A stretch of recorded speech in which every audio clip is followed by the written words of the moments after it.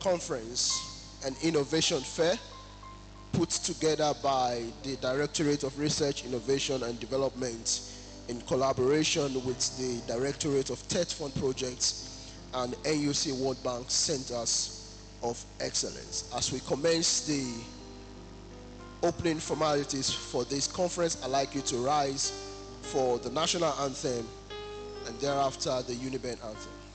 The national anthem.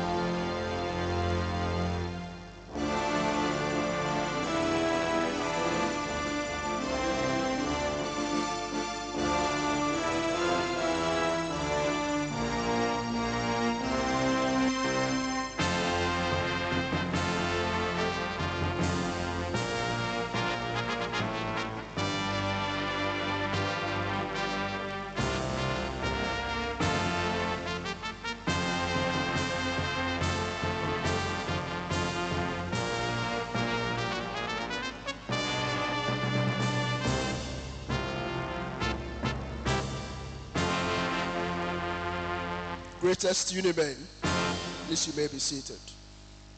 Once again, we welcome you to the annual Conference and Innovation Fair put together by the Directorate of Research, Innovation and Development in collaboration with the Tech Fund Projects and NUC World Bank Centers of Excellence, University of Benin. The theme of the conference is Research, Innovation and Enterprise. We have very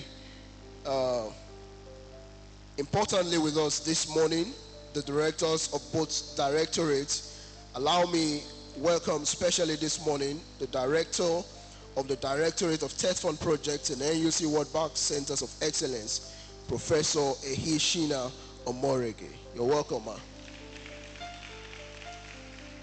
And also very especially we welcome, I call her the director with a triple work, right? The triple director, Directorate of Research, Innovation and Development, Professor Ngozi Inuigbe. You're welcome, ma. Also, let me say that because we are starting behind schedule, we promise not to waste your time this morning. I understand a lot of us have several tasks ahead of us today, and more so, tomorrow is a lecture-free day and not today. So we would not waste your time. We would move straight to the business of the day. To start this forum this morning, we will be taking the welcome address from the Director, Directorate of Research, Innovation and Development, Professor Ngozi Inuigbe. Please make her welcome to the microphone this morning.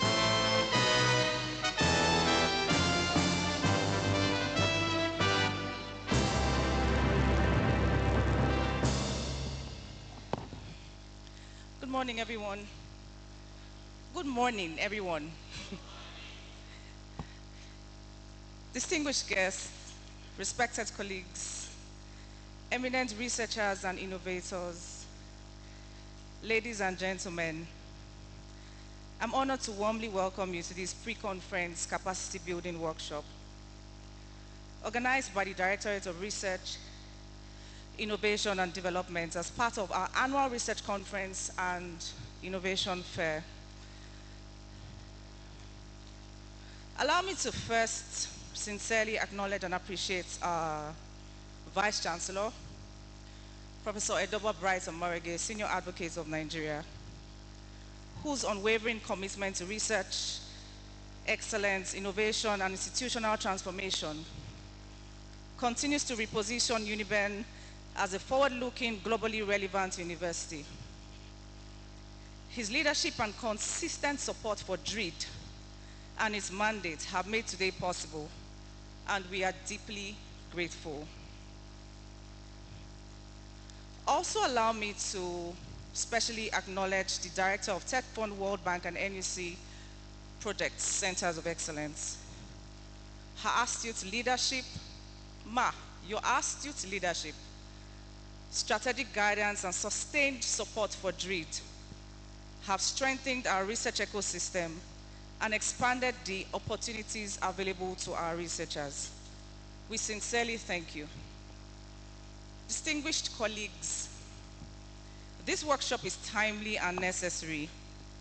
We are at a very critical moment in higher education where research can no longer end at journal publications alone. The global conversation has shifted decisively towards impact, relevance, scalability, and sustainability. Universities that thrive today are those that convert knowledge into solutions, ideas into enterprises, and research into measurable societal and economic value, as we'll see in some of the discussions today. Today's workshop is therefore about bridging a long-standing gap, the gap between research outputs and real-world impact. It's about asking hard but very necessary questions. One of the questions we want to ask ourselves today is, how do we make our research fundable, scalable, and market-ready? The next question will be, how do we transform theses, dissertations, I want to imagine there are postgraduate students here as well, and grant reports into products, services, patents, policies, and enterprises? And then finally, we want to know, how do we ensure that our research not only advances knowledge, but also creates jobs, attracts investments, and solve pressing societal problems? This is why today's focus on commercialization, proposal development, partnerships, and research scaling is deliberate. Through targeted capacity building, online and blended courses, mentorship, and proposal clinics, DREED is laying the foundation for a new research culture at University of Benin, one that empowers researchers to compete globally, attract funding, and translate ideas into impact. So I would like to emphasize here that this is not a one-off workshop. We're not taking the box with this workshop. It's actually the beginning of a structured, sustained process. Outcomes from today will feed directly into 4 things. The first one is strategic collaborations with the College of Postgraduate Studies. The second is the systematic collation of commercially viable research outputs. The third is targeted support for grant applications, innovation pipelines, and spin-offs. And then finally, we're looking towards the development of a strong ecosystem for research to market transition. Distinguished participants, I urge us to engage fully, ask questions boldly, and think expansively. Once again, I want to welcome us and wish us a productive and transformative engagement. Thank you.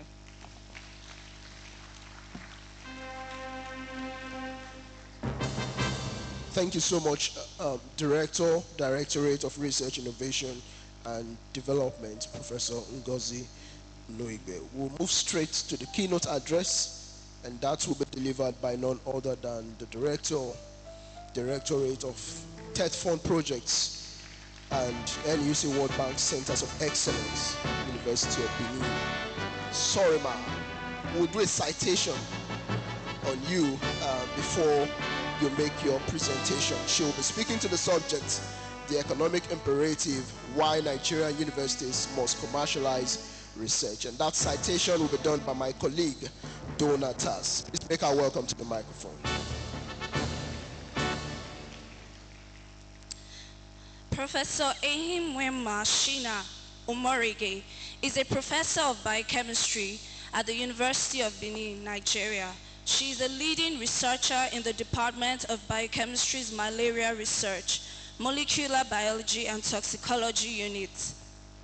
Her research interests also spans across clinical biochemistry and the therapeutic potentials of indigenous medicinal plants. She has supervised numerous undergraduate and postgraduate research projects and has published over 90 articles in reputable peer-reviewed journals. Professor Shina has held several academic and administrative leadership positions, including head of department and the director of the TED Fund Project and World Bank NUC Centers of Excellence at the University of Benin. She is a member of the Fellowship Committee of the International Union of Biochemistry and Molecular Biology, and she also served as president of the Nigerian Society for Experimental Biology. Welcome, Ma.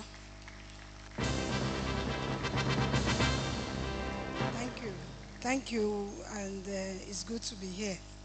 Good morning, everyone. I'm happy to be here because it's an unusual workshop that has never been done in the University of Benin in this manner. Though we had one last year, and this year I am sure you are going to have a fantastic experience because Professor Nuigbe, as usual, has upgraded the skill. So I'm here to present a paper on the topic, Economic Imperative, Why Nigerian Universities Must Commercialize Research. This is the major focus of the government right now. Throughout last year, we did a lot of training on bridging the gap between academia, the government, and the industry. It's high time we start doing research in line with commercialization. Research nowadays should be translational. At least that is what is done in the outside world. So I think we have all the wherewithal to be able to do that, even in this country, Nigeria, irrespective of the challenges we are faced with. So I will start because of time and do the presentation of the paper.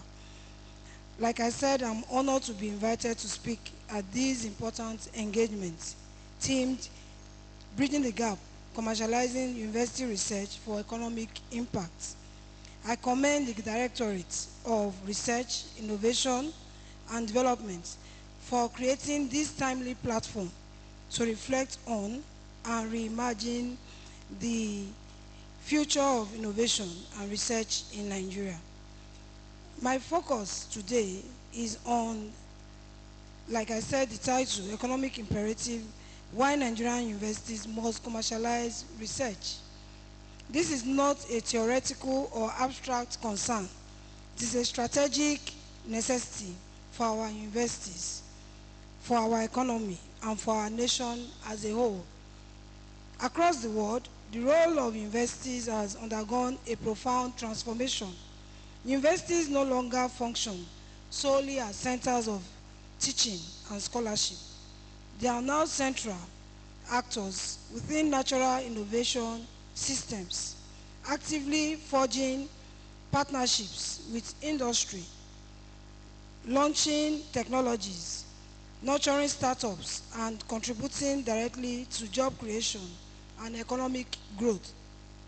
From Europe to Asia and across Africa, universities that successfully translate research into market-ready applications are strengthening national competitiveness and offering practical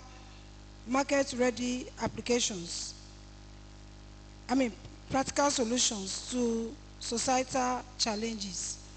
This evolving global landscape compels us to rethink how knowledge is valued, not only by its academic merits, but by its tangible impact on society and the economy.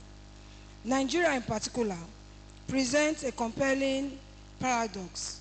Our universities generate significant volumes of research across diverse fields such as health, agriculture, engineering, digital technology, public policy, and the social sciences.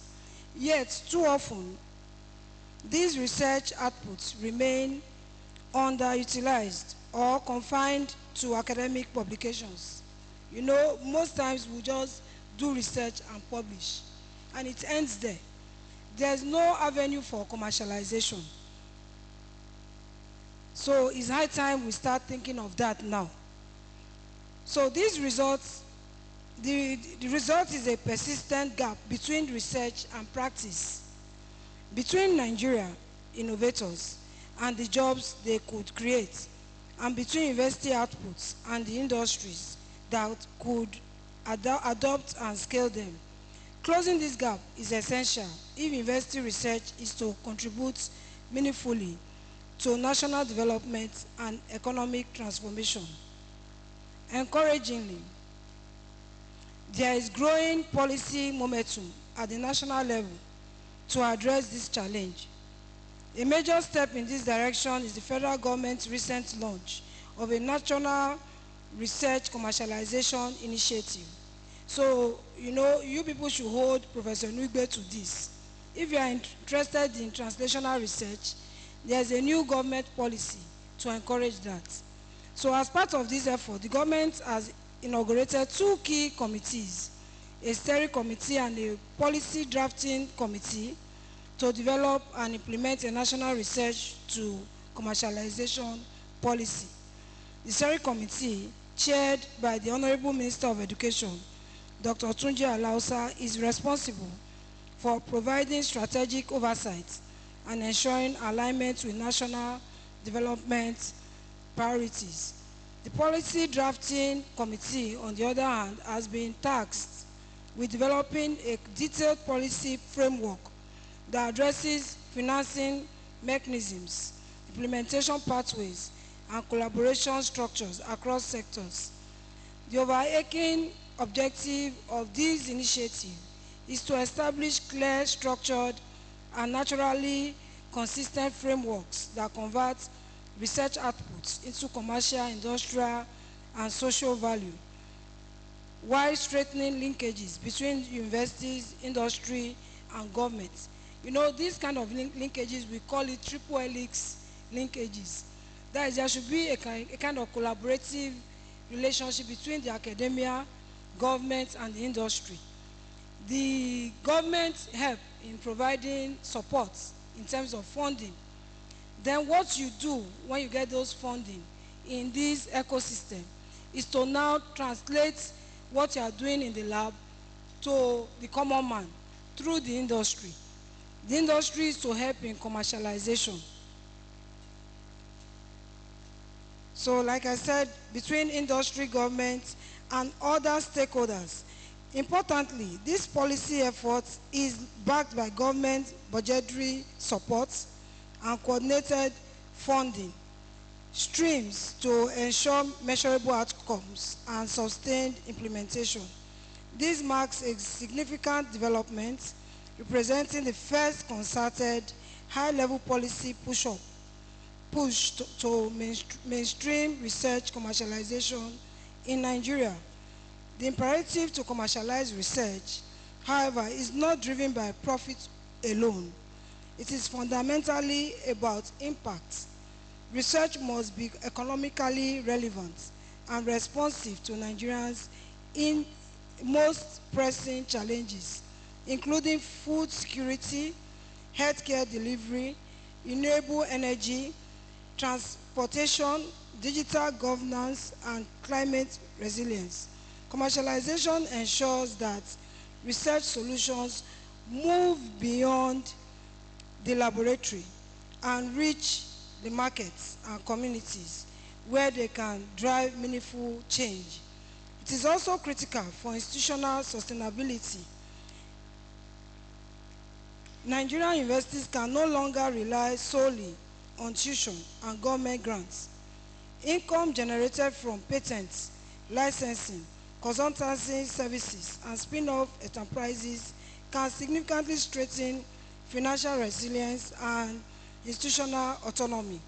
Furthermore, research commercialization plays a vital role in expanding opportunities for the young ones. In a country with a rapidly growing youth population, translating research into enterprises and innovations fuels entrepreneurship and job creation, transforming graduates from job seekers into job creators.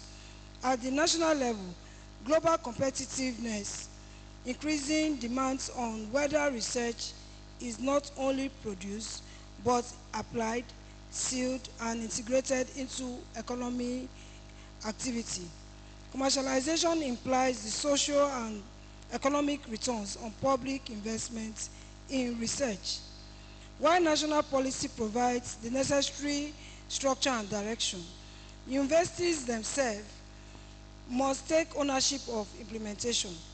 This requires deliberate alignment of research strategies with national economic goals, the integration of commercialization into institutional governance frameworks, and the establishment of functional technology transfer offices, incubators, and innovation hubs. It also requires incentive systems that recognize and reward researchers who engage responsibly with industry and demonstrate applied impact. University leadership is therefore critical in championing a culture shift, one in which innovation and impact are recognized as core elements of academic excellence rather than peripheral activities. At the same time, research commercialization cannot succeed in isolation. It demands a collaborative ecosystem involving government, academia, and industry, which I have said before. Government must sustain policy support, incentives, and funding mechanisms that lower the risks associated with innovation. You know, we need money for research, and government is now ready to fund such research, because in our time we do research with our own personal funds, but we have government now that is ready to fund research, like the funding agency like TED Fund do a lot of that now. And if you check now, for the past 1 year, we've had improved activity, especially from the DRID office in that area, like the IBRO funds that we got recently. We have up to 40 academics that have gotten that intervention, unlike before. So when these actors work together, research outputs are less likely to stagnate, are more likely to emerge as solutions, products, technologies, and services that improve lives and contribute to national prosperity. The federal government's policy initiative is a strong step forward, but its success ultimately depends on collective actions across sectors. Distinguished guests, the moment for transformation is now. Nigeria has the talent, the intellectual capital, and crucially, the emerging policy momentum to rethink how research is harnessed for economic growth. If universities fully embrace commercialization, and if government sustains an enabling environment, and if industry collaborates deeply with academia, Nigeria research will no longer remain invisible to markets. Instead, it will be visible in factories, clinics, farms, startups, and global value chains. So let us therefore act with urgency, purpose, and unity, because when research reaches markets, places, and impacts people's life, we do more than generate knowledge. we build a stronger, more innovative, and more prosperous Nigeria. Thank you.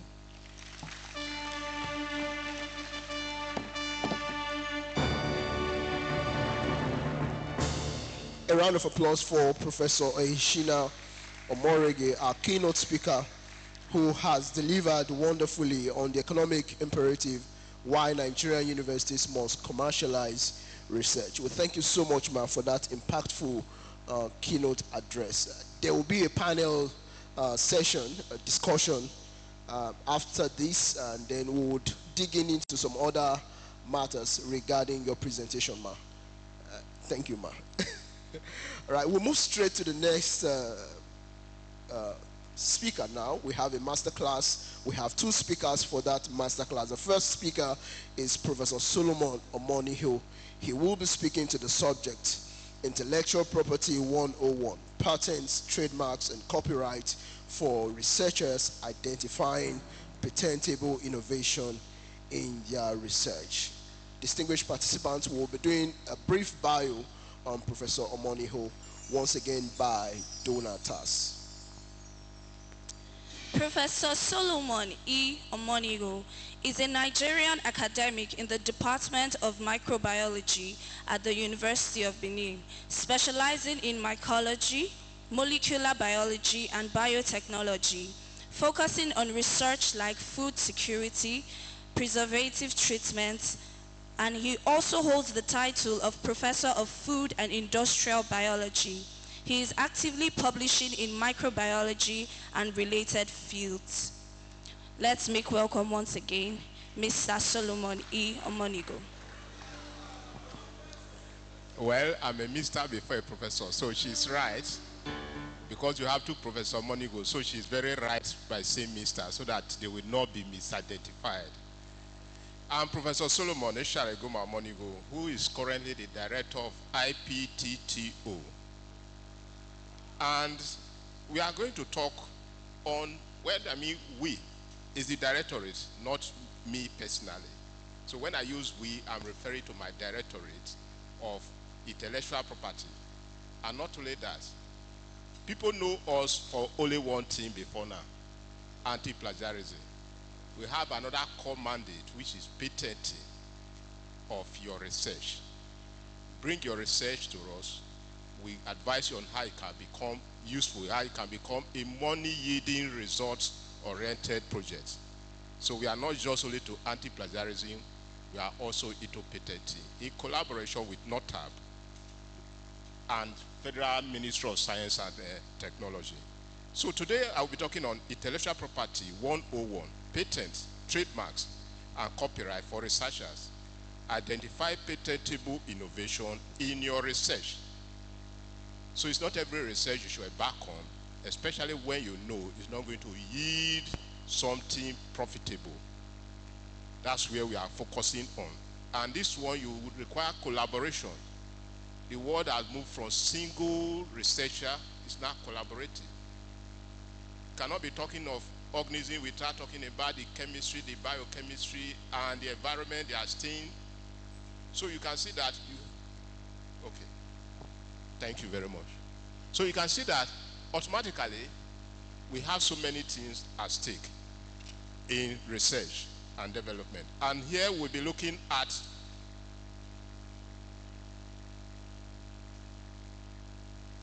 we have an outline there, which is the table of content. We look at the introduction, intellectual properties, which we refer to as IP categories and its division. We look at the overview of intellectual property rights. IPRO means intellectual property right, and the validity period. We as well look at what is the importance of intellectual properties. Then we look at intellectual properties categories and their division, as well as what is patentable, which will guide us in our research, and what are the intervention or international convention treaties that are governing research and patenting. As I said, it's not every research that is patentable. So you look at those ones that are patentable and who are members of this international convention, as well as the legal aspect, which I know the directorate is director of Directorates of Research and Innovation Development, is very conversant with. She's our legal advisor, so she knows better in what we should do when you talk about the administration of intellectual properties in Nigeria. And then we look at what is patent. Introduction. Intellectual property, which is IP, which we can define as what you as a person can think out of the box by creating something out of your mind that will be useful in solving some problem in your community, and the community in this case is Nigeria as a whole. So any innovation you are doing should be based on your own intellectual ability. That's why we are specifying or stressing the intellectual property. Not copying somebody's intellectual property, modifying it, and claiming it to be your own. So intellectual property is what is originally your own, that you invented. It could be computer programs, it could be as well as trademark, as well as invention that will produce something that will be necessary or useful. We drive cars. That's intellectual property of somebody who has come together to see her engine can drive wheels, which we are now using. It's an intellectual property. Then we also talk about product of human endeavors. When we go to hospital, they give us some drugs. Without marketing some, we know the cost value of augmentin in Nigeria for now. So if we can produce a drug, Faculty of Pharmacy in particular, can come up with a drug that can match augmentin, that can be sold worldwide, you know how much the Nigerian economy will improve with that one. So these are some of the things we need to. So it's not only those physical ones. We talk about publications as well, and we talk about design, drama for those theater artists. These are their own innovation. They wrote the film, they acted it. So it's their intellectual property. And when you talk about books, they are part of your intellectual property that should be patented, and you get royalty for what you have worked for. Then what is intellectual property right? Here is simple. Intellectual property right is your right to an intellectual development or innovation. So when you patent your research or your invention, you have the right to it. You determine who should use it and who should not use it. But not everything is patentable. We'll look at those ones later on. There are national, regional, and international conventions or institutions responsible for patenting. We have national, for instance, that Nigeria region, could be West Africa or Africa, then the world as a whole, which are responsible for patenting. And the specific goal of this one is found in section, okay, in Nigeria we have a CAB for patenting that is run or organized by National Office for Technology Acquisition and Promotion, NOTAB, which I've mentioned earlier. They are the ones guiding or regulating the registration of patent. And their major function includes the use of trademarks as well as the right to use patent inventions. And in that case, they are the one who guides and directs, as I said earlier, in the patenting business. Then here we have an overview of intellectual property rights, their validity periods, and where they are used. The three major terms that we can use here is copyright. Copyright is mainly for book, literatures, and the rest, which have a validity period of about 70 years. That is, if you publish a book today, until the next 70 years, you have sole right to that book. Nobody can copy it or use it without your permission. After 70 years, it will expire. Then we have the trademark. Patent. Let's look at patent first, which is the major one. All of them are the same thing, depend on the usage. Patents are mainly for innovation or invention carried out by researchers, especially in the science area. What I mean science area, every science from microbiology to medicine, from agriculture to engineering, from pharmacy to the technologies. These are inventions. So any research you are carrying out in this area, you have the right to apply for patent for it. And after going through the process, if NOTAB gives you the patent, fine and good, you have the certificate which you can brand anywhere. But there are some things that cannot be patented. We'll look at those ones later. Then we talk about the trademark. When you talk about a trademark, it's a sign, it's a drawing, or a name. Uniben is known as Uniben. It's our trademark. No institution in the world can use Uniben as their acronym. And one thing with patent and rights or copyright is that they are regional, not international, so that we not misquote us. Because we have a University of Benin in Republic of Benin. And the only difference is that in most cases, it is registered with only one language. While University of Benin is University of Benin, the one in Republic of Benin is Université du Benin. The translation of University of Benin in French. So when you talk about University of Benin to a Frenchman, you will look at the one in Republic of Benin. When you say University of Benin to an Englishman, he knows it's University of Benin, Benin City. So these are trademarks that are known. There were cases of people trying to copy other people's name or trademark. We had the experience where some schools wanted to copy our own UDSS. And the court told them, don't go. Because if you do, they will sue you and the liability will close down your school. So they have the option that to change their acronym or their symbol from UDSS. Then we have industrial design, textiles. When you wear a cloth, in most cases you don't bother. Those labels, stickers that are there, they are their trademark. And they are patented. That's why the Akara from Lagos cannot be produced by the Aba person. Aba have their own trademark. Accra in Lagos have their own trademark. You don't look at them because you don't know. When you see some numbers on the cloth, they are not just number, they are patent number, which guarantee that product, and nobody can copy that design anywhere in the world. Then there are cases where they have geographical distribution. The Benin Wall, that's a geographical distribution, only known for Benin City. You have the Kano City Wall. That's why they are the only two cities in Nigeria because they have war. So that geographical location has patented them directly to the people who are in that region. The China Wall, all those ones are patented geographical landmark. Then why is intellectual properties important? What we should look at, as I said, in intellectual properties, when you are registered, you have a patent.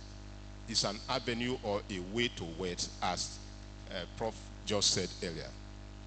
And I use the example of a drug. If pharmacy can produce a drug that can measure up with some international antibiotics, Uniben will be transformed. It's just only 5%. You know, some of these patents could go into billions of dollars. Take, for instance, during the coronavirus, how much was spent in buying the vaccine produced by just one or two companies in the world. Imagine the whole world buying coronavirus as a vaccine as at that time. The money generated to those companies. If you have such an invention in Uniben, if VC will go to sleep, it will not bother about Minister of Education sending subvention or not, because the revenue will be generated from such invention will be high. So it will lead to economic growth, as well as ensure that research funds are generated. So there are several other reasons or importance for IPI. Then, why are we interested in intellectual properties? Because, as I said, intellectual property involves you using your brain to think out of the box. It's not stereotype. Now you have a problem facing Nigeria. You look at what can be done to solve that problem. You have the problem of drought facing the north. What can be done to suppress or to alleviate the problem of drought in the north? These are innovations that we can look at. So we think out of it. All of us are using computer, using this. This is an invention of somebody, either Bill Gates or the rest. And we pay to use them. For software that you are using, you pay. Even the MTN that you are using their data, you pay them. because the money is so small, you will not value it as such.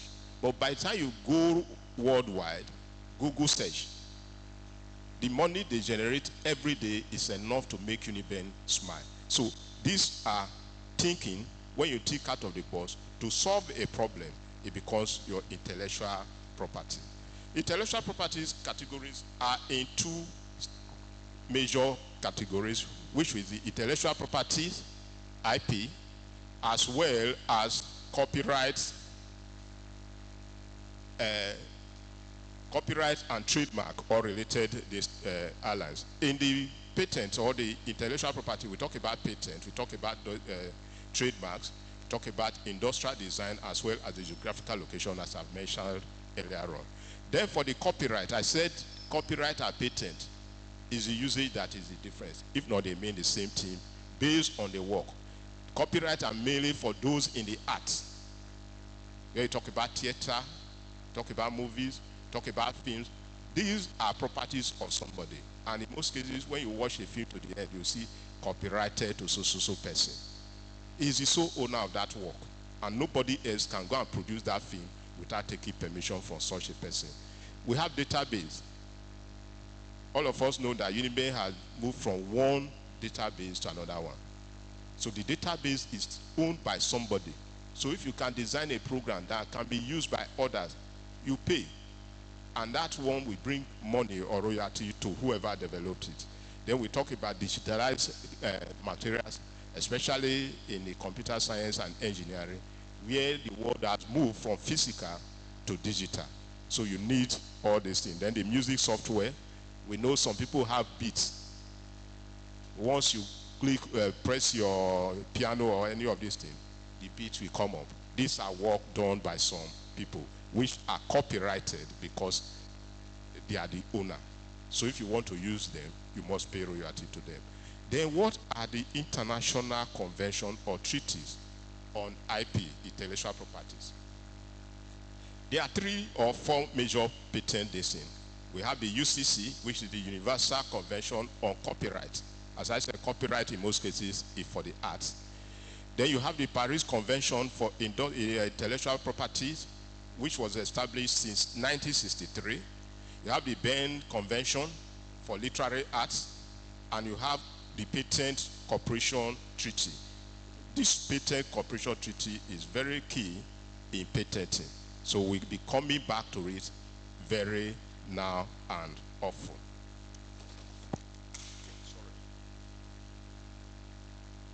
Sorry. Let's look at the membership of this international convention. We have what we call WIPO, World Intellectual Property Organization, which has a convention since 1995. We have the World Trade Organization. We all know World Trade Organization because of Okoje Iweala, who is a member or the president of that organization.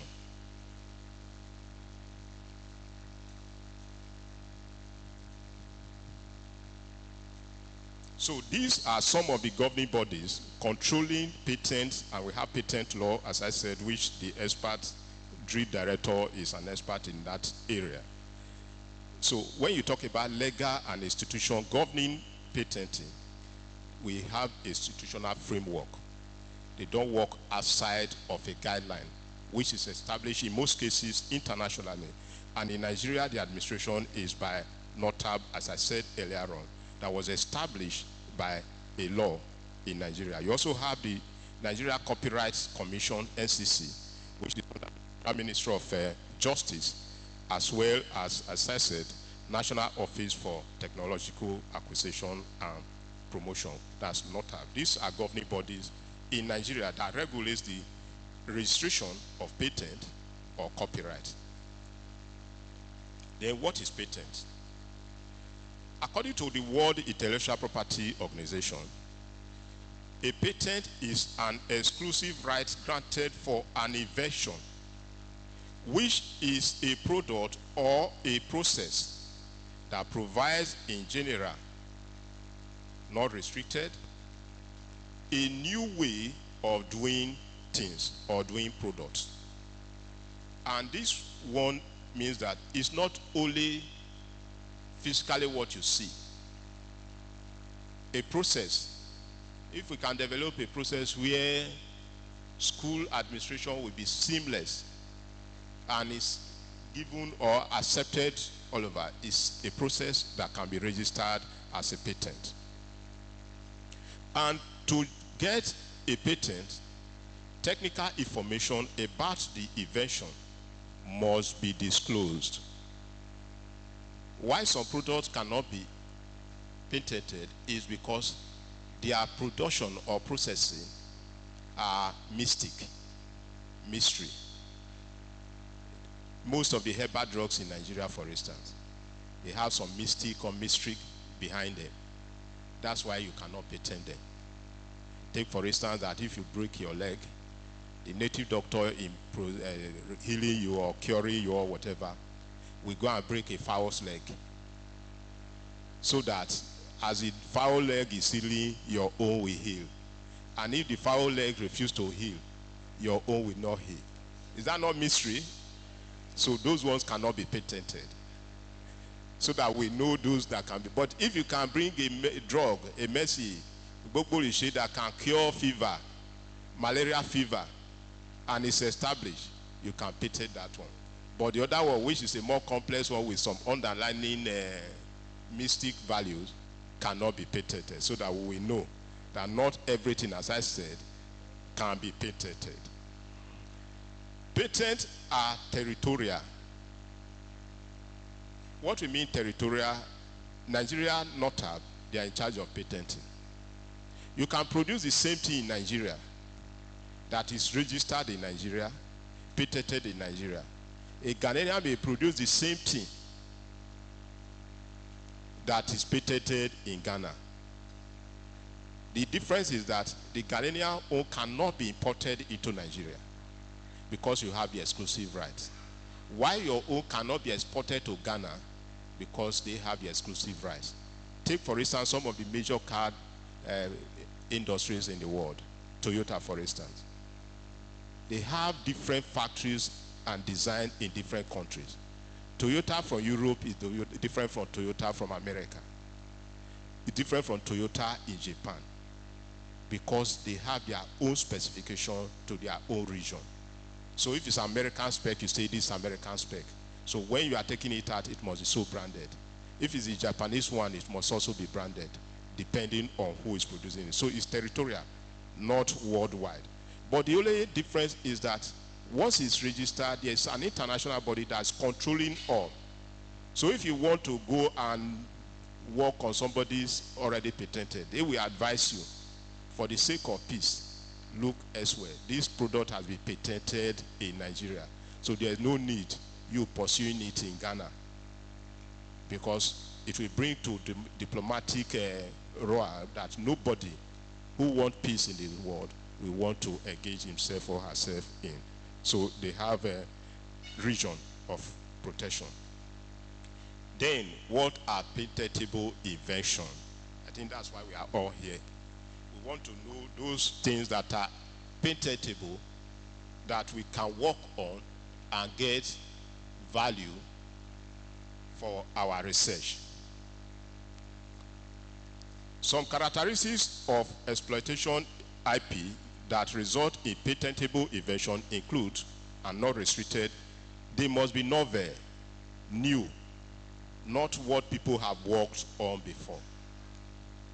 So whatever you are thinking of doing must be new and must be original to you, or novelty must be new to you, the society. Must lead to a product or service that is useful to the society. So there are some innovations that are detrimental to the society. Nobody will patent them. And they must have the potential for commercialization, thus generating or creating economic activity. They must have to be disclosed, or they must not have been disclosed by somebody else already. So that means you are not copying somebody's work. Innovation steps are not oblivious. That's what I talk about in the mystic DC.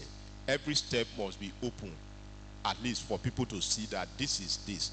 A plus B equals to AB. Abi? Is that what mathematics told us? No. is A times B that is AB. I think I'm right. So these are the steps that must be taken to make sure that the products you are coming to patent are ready for patenting. So if you bring a method, it's going to be scrutinized, as we see later, so that it's not everything. You want to patent water, we get to that place. You can't patent water because it's a natural product. Then we talk about industrial application. What you are producing now, or what you are trying to patent, does it have industrial value? Remember, we are going to commercialize this patent. Before now, Nigeria was known for rubber production. Am I right? Because all the tires in the world were produced from rubber. But because of innovation and research, they no longer use latex as that, except for those special products that require the use of latex. You now have polymers, which the chemists have helped in pushing us the biologists from the market. They cannot synthesize rubber. That's why nobody is interested in Rubber Research Institute, IAMO, because they have new ways of doing it. And any product you are going to patent must not have nuisance value or be against the public morale. For instance, you want to go and patent a gene for the creation of babies, artificial babies, nobody will approve it. So it's a research of no-go area. So only area that you know will produce something useful to the society, that's where you should research on. So for those areas that you know this thing cannot work, you want to go and patent a game that will encourage hooliganism, nobody will patent it for you because it's a nuisance to the society. The next question now is, who grants patents? A patent, as I said, is a form of intellectual property which consists of a set of states or a set of rights, or what is granted by a sovereign state. State, not whole world. So the state is the one who has the power. Nigeria is the one who has the power to grant you research patent, and not the world. All they do is that others will come and learn or apply for the use of what you have patented in Nigeria. So it's a sovereign entity, and it should not be something that will go against the right of the people. So right to exclude other materials from making use, other people from making use of or offering them, is not there. You are not granted the right that nobody can use it. Any person can use it, but with your permission. I hope we are following this play. That you have a patent certificate does not mean nobody can use that product or cannot utilize or make use of part of it. The only thing is that whoever wants to use it must take permission from you. And in most cases, those commission, you will pay. Like if you want to produce something, going back to Augmentin again. Augmentin, which is a major brand of antibiotics, you have the non-branded ones. The Augmentin as well, but not the original Augmentin. So Augmentin has given them power to copyright or to produce them. But in most cases, they will not disclose the detailed composition to you. That's why those ones don't work like Augmentin, because it's not all the detail of how it was produced that are disclosed. Some is your trade secret. Coca-Cola cannot be Pepsi. Pepsi cannot be Coca-Cola. Even those two of them are Coke. Am I right? Because they have their own what we call trade secrets, which will not be divulged to the public. So you have the right to your patent, but does not include excluding others from using it, so that every person will be able to utilize what you have produced. So who grants the patent? We said it's a sovereign state. It could be a regional patent office like West Africa or Africa. And the World Intellectual Property Office worldwide. Their own is actually to coordinate the different regional patents that are there. And the role of WHO, which culminates in what we call Patent Cooperative Treaty, is that there will be no conflict of interest in your research and that one of the other countries. So there should be a separation from others. And the role of WIPO in patient cooperative treaty is that they have a single filing of your patent. So if you applied in Nigeria and you are given that number, nobody can use that number again. As I said, they will advise whoever wants to copy that thing that this thing has been patented in Nigeria, so don't go there for peace to reign in the world. PCT also helps to protect or help patent office in the different regions with patent granting decision. Like Nigeria may decide to grant patent to an inventor, but by the time WIPO will look at it and see that this patent will not be to the interest of the world, they will advise you not to. Take, for instance, nuclear warheads. Any person can produce, but you'll be advised that if you give it to some rascals, Boko Haram, the first target will be all of us here. Am I right? So in such cases, the international community will advise, not they are going to tell you not to, but they will advise you on the implication that if you do this, it may not end up in Nigeria, Boko Haram. It will go across West Africa. Okay. It will go across West Africa as well as to other parts of the world. So in such a case, please don't go there.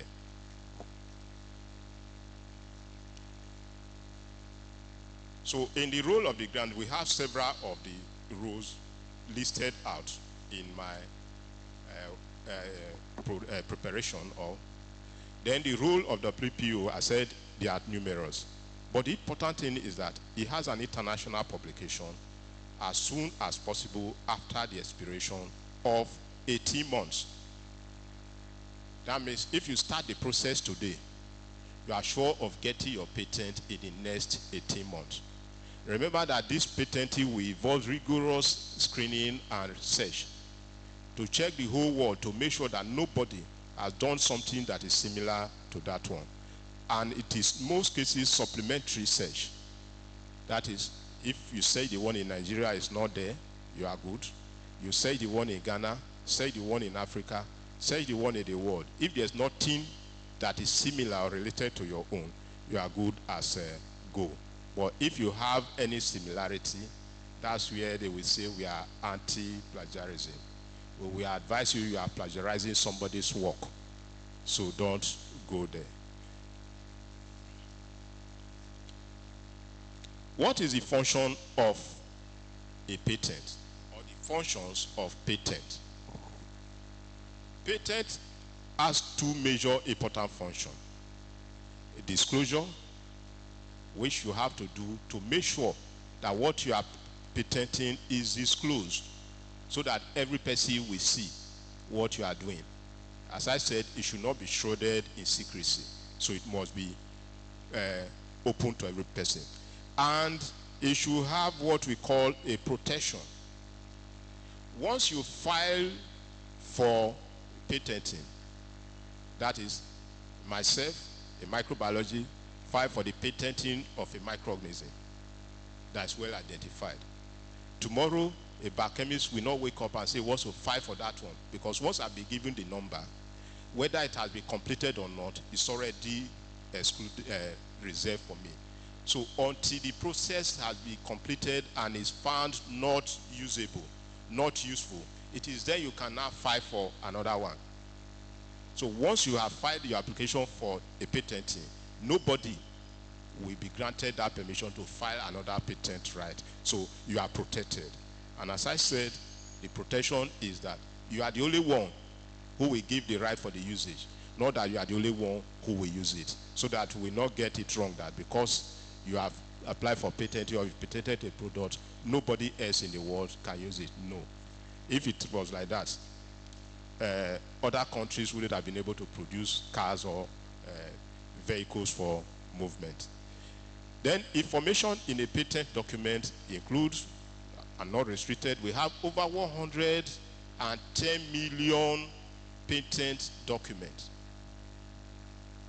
So you can imagine the large number. And for you to cipher through all those documents, to be able to know that this one has not been patented is a long, rigorous exercise. That's why the process is not always very easy.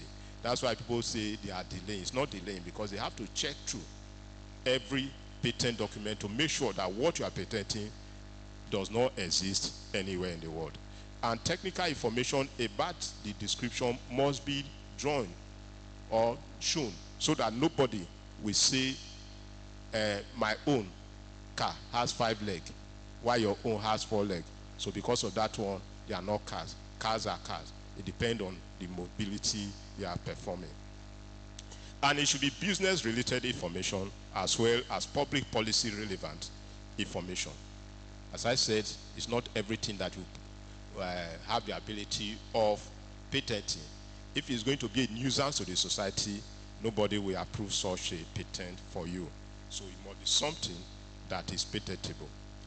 And the patent disclosure is that everything about it, whether a mechanical device, a process, or a method, whether it's a genetic information or genetic organism, everything about it must be disclosed. And I said there are some restrictions. This is where the other scientists will not be happy with us, especially my friend from animal and environmental biology, biochemistry, plant and the only natural organisms that are allowed to be patented are microorganisms. I think microbiologists will clap for that one. So any other organism, whether a cow, a chicken, a ram, you don't have the right to patent it. But any microorganism that is of use to the society can be patented. So that's the difference. Any living organism or natural thing cannot be patented. You cannot patent sunlight. You cannot patent water because these are natural phenomena or processes.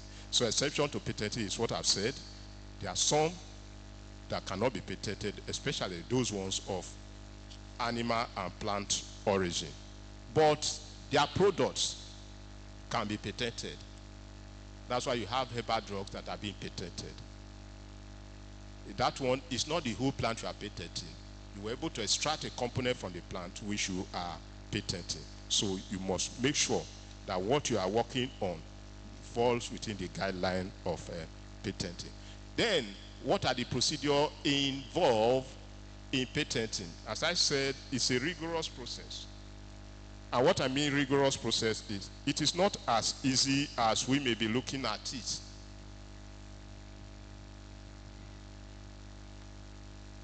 It involves 3 major processes.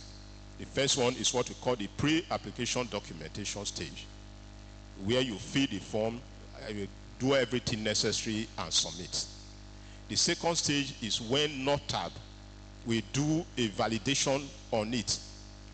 So if you carried out a research, you've explained it, fine. NOTAB may decide to contract it out to another independent researcher. That this product you said is this is how you said you did it. Can you verify whether this process is reproducible? Why the one of the native doctor and bone healing is not patented? Because it cannot be reproduced. It's only the native doctor that can do it. No other doctor who is not an expert in that area that can perform such a magic. That's why it's not patented. So those are the pre-application listing. So we now apply and submit. When you've done that one, they will go through the verification exercise and see whether what you are patenting is genuine or not. Remember, I said earlier that anything you are doing must be original, must be from you. Novelty is the key word in patenting. So if you know what you are trying to submit is not your original work, don't bother yourself, because at the end it will be dropped. So if you are applying, be sure that it's your work, not somebody else's work.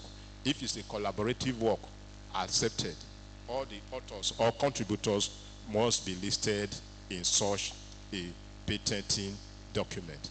Then when I said it will be evaluated, which is a process by NOTAB, and I told you that in most cases they have a way of verifying some of the information you are filing there to make sure that it's not peculiar to another person, that nobody else has done that one. And at the end, when all the procedures have been verified and accepted, you will pay. I know this is where we don't want to hear. So patent is not free. It's just a mega sum of 3.7 to 4.5 thousand US dollars. You see why you need the University of Benin to be involved? Because you as a researcher will find it difficult to cover such money. But you should also note that when we say, come, let's do it for you, our contribution into that patent will be, at the end of the exercise, there will be a royalty that will be paid. University of Benin cannot spend $4.5 thousand to patent a document for you. And when the royalty will come, you pocket everything into your pocket. That's an aberration. So we have a policy framework, which is the Uniben intellectual policy guideline, where 30% will go to you. You take the bulk of the work, royalty actually, about 90%. It's just only 10% Uniben is asking for. So it's not too bad for the money they invested in that patenting. So all these I've mentioned are doable. They are practicable. But the guideline or the bottom line is that research should be collaborative, so that at the end, it will not be you and you alone. Because if it's you and you alone, you won't know what the other person is doing. But by the time you collaborate with one person or another one, it's going to be broad. The challenges I'm having in microbiology could be solved by those in biochemistry. So there's the need for collaboration. The equipment we want to use could be fabricated by engineering. So we need to incorporate an engineer. And the users, in most cases, a drug, for instance, that means we require a pharmacist or a medical personnel to be involved, so that we will not just produce a drug that will end up in the laboratory, because it has to be tried, and they are the ones who will do the trial for us. So our own is to formulate, pharmacy will develop, while medical personnel will do the trial to make sure that the drug produced is of a patentable value, not just any drug. So we have some websites where you can Google what you want, or where you can search for what you want in the patenting business. And those websites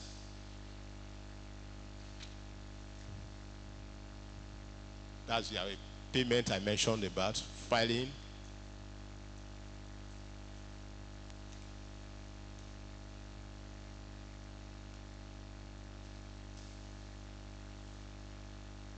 Okay. So we have websites where you can search to make sure that what you are doing is not what people have done already. And we have about 180 patent offices in the world. And they all work together in the WIPO to make sure that information you are generating or using are not in variance with what is accepted. We have three major international patenting office or acts: the one of the North American, the one of the European Union, and the one of Japan, which covers for the Asia countries. Nigeria will key into any of these three depending on which product we are producing. If it's automobile, for instance, I think we'll key into the one of Japan. If it's the one of drugs, the one in Europe will be better. While for food, the one of America will be better. So each of them have their own, what I will refer to, core mandates in what they are doing. Even though all of them can do it, but you cannot do it all the same way. So my advice to the community, that's Uniben community, to the researcher, visit us in our office. Don't just send your paper for us to run anti-plagiarism. Come and visit us. Let's look at what you are doing, whether it's patentable or not. And if it's patentable, we can help you in facilitating the patenting process. That's our major mandate. Anti-plagiarism is actually a secondary one, which we want to be sure that nobody is copying another person's work. And when you visit us, you get all the relevant information you need in your research. So on that note, I want to thank every person, especially to my Director of Research, Innovation and Development, Professor Mrs. Unoigwe. Thank you very much for giving us this platform to tell the community that we are not just only anti-plagiarism, but we are also into patent registration. Thank you.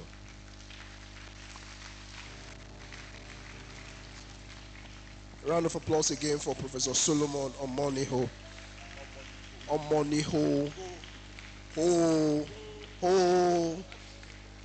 The first speaker for the masterclass, Intellectual Property 101, Patents, Trademarks, and Copyright for Researchers Identifying Patentable Innovations in their research. We'll move quickly to the next speaker for the second masterclass. You all agree with me that we are right on time. So, just like we promised you earlier, we are going to make up for the lost time. So, we are within time. The next speaker is Professor Nelson Ojukwu-Ogba. He will be speaking to the subject, Commercialization Pathways from Patent to Profit, Understanding Commercialization Model. Once again, donors will be doing the citation for Professor Nelson Ojukwu-Ogba. Please appreciate donors for me, please. She's doing well. Appreciate her. Thank you. Professor Nelson Ojukwu-Ogba holds the degree of Bachelor's of Law at the University of Benin, Master of Laws at AAU, and PhD, Uniben, Postdoctoral Fellow, University of Fort Hare, East London, South Africa. He has been teaching law at Uniben since 2005. He also taught at the University of Fort Hare, South Africa from December 2016 to December 2018. He was the Dean of Postgraduate School at Admiralty University of Nigeria from 2024 to 2025. And briefly, the Dean of Law at the same school while on sabbatical leave. He was the head of Department of Business Law, later the Department of Commercial and Industrial Law of Uniben from July 2021 to June 2024. He is the head of Department of Public Law at Admiralty University of Nigeria from July 2024 to June 2025. He is currently the Director of Directorates of Public and Private Partnerships, Vice Chancellor's Office, Uniben. Once again, let's make welcome Professor Nelson Ojukwu-Ogba.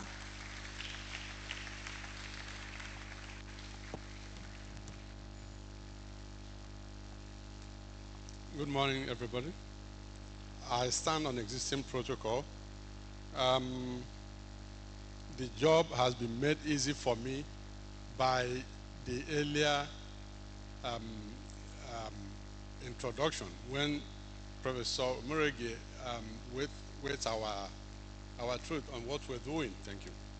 And then the last presenter also helped me do part of the work. What I'm simply talking about is how you translate the work in the laboratory or in the workshop or in the library that you have reduced either into writing or into a program or into a process. How do you now translate it into profit? And that is why we are looking at the commercialization models of patents. Yes, we are discussing intellectual property as a whole, but we'll be narrowing it down to patents for obvious reasons. Patent is the largest earner for universities and public research institutions. Even for private institutions, patent remains the most veritable source of income for them. One of the richest universities in the world, Harvard University, holds, as at 1st July 2024, holds 5,800 patents. So you can imagine where Uniben has 2,000 patents so that manufacturers and industrialists, thank you, when they want to produce, they have to get license from Uniben. So you can imagine the capital outlay it will generate for University of Benin.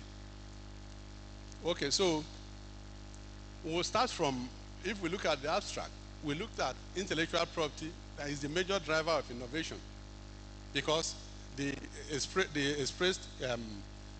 things you express either as a process or a program or an invention is simply targeted towards making money. That's just the truth. So it is a major driver of innovation, technological development, and industrial advancement. That is the difference between the first world, the second world, and the developing world.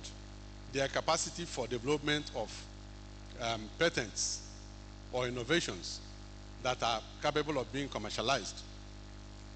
So you can imagine during the pandemic, if, for example, University of Benin held 1 or 2 patents for drugs that will be used to treat COVID-19, you will agree with me that pharmaceutical institutions from all over the world will be queuing up to obtain the license and approval from University of Benin.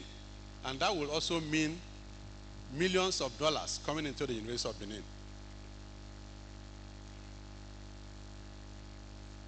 Okay, so like we said, patent, one of the major classes of IP, protects innovations and inventions.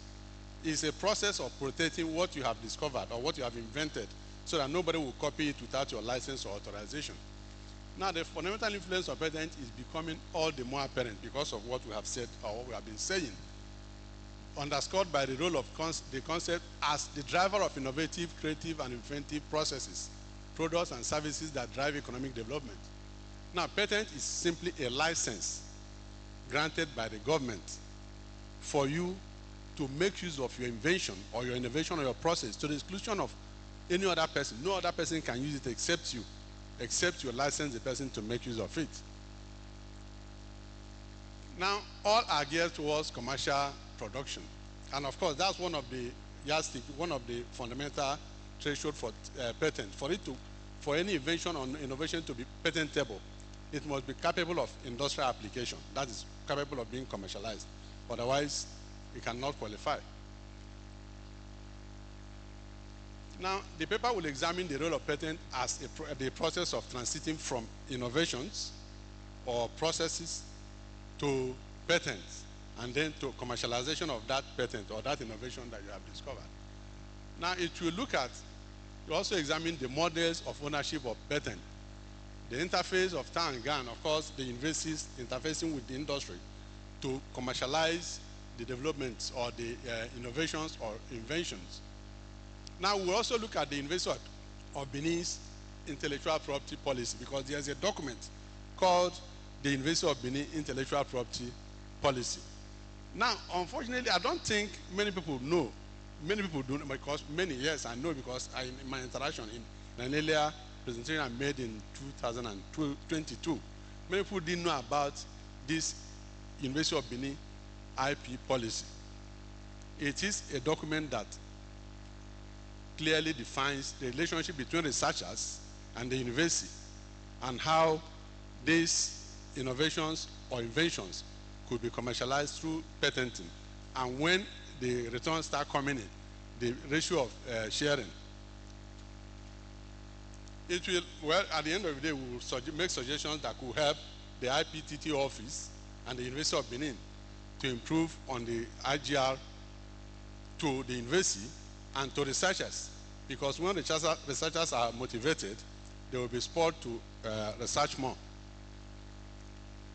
Now, we have said the IP is the principal tool in the pursuit of an effective and success-driven global economy, and which is happening. That is why the United States and the United Kingdom, in fact, Western Europe, appear to be more developed or appear to be more resourceful in their industrialization. Now, the policies of formulators and managers of economies are looking up to alternative solutions, especially artificial intelligence in tackling economic downturn occasioned by, of course, environmental and energy challenges, including climate change. All these are challenges that are coming up and researchers are expected to tackle, find solutions to. Then the COVID-19 pandemic and its aftermath, which I have discussed, which I have mentioned earlier. Of course, the aftermath of the COVID-19 pandemic is still here with us now. People in the medical field will agree with me that the research that was done then are still relevant.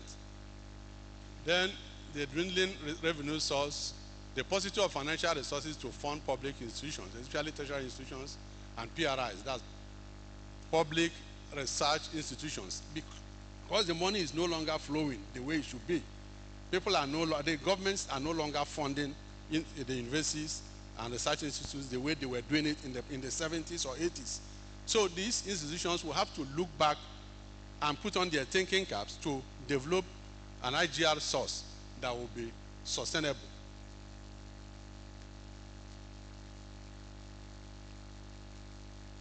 So research breakthroughs by universities and public institutions have become a major source of solution to the developmental challenges, which I have said, through enhanced revenue, of course. Then dwindling funding sources for the state is also an incentive for universities and PRIs to explore ways to, of course, shore up their revenue source. Now, partnering with organized private sector is a major funding alternative through the patenting of outcomes of research. When people spend hours or days or weeks or years in the laboratory, when there are breakthroughs in research, they are called inventions or processes or innovations. Now, when this is done, you can sit in the laboratory for the next 5 or 10 years without being commercialized. But when you commercialize it, it will start yielding the expected results. Now, okay, partnering with organized private sector is a major funding alternative, like we said, that feeds on the research outputs of universities and PRRs for efficient commercialization. Now, this paper, we have said, will discuss the transiting of patents into profits through commercialization. Now, we'll look at how the ownership of patents, how they, intellectual property, how are they owned? We say there are basically 2 major classes of ownership of intellectual property rights, with particular reference to patents. Although all we are doing will be tailored towards patents, but we don't want to, because the intellectual property rights are interrelated. Copyright, trademarks, patents, and industrial designs are all interrelated. That is why the global regulator is one, the World Intellectual Property Organization, WIPO, which is based in Geneva. So we are looking at the types of ownership. The first one, which, as we will see, has become obsolete, is the professor's privilege. That was prevalent all over the world in the 60s up to early 70s. Now, under the professor's privilege, professors and faculty members own the IP rights over their work of authorship, invention, and innovation, which means whether it is copyright or patent or trademark or industrial design rights is owned by the author or the inventor or the creator. In fact, for the purpose of clarity, when we are discussing copyright, we talk of authors. When we are discussing patents, we talk of the inventors. When we are talking of industrial design, we talk of the creators, so that we understand this discussion more. Now, the IP rights owners decide whether or not to register the invention. That's under the professor's privilege.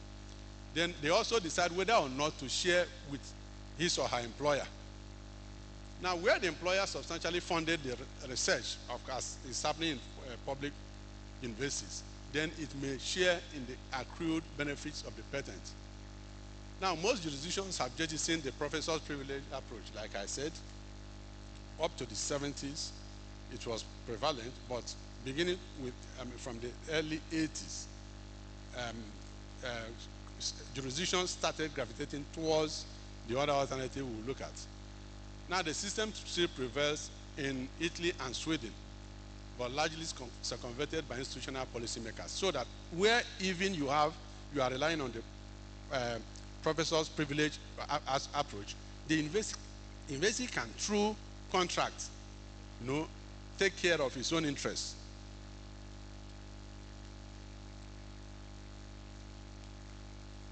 Okay, so like we noted in the passing, unfortunately, the University of Benin IP policy largely is influenced by the professor's privilege approach.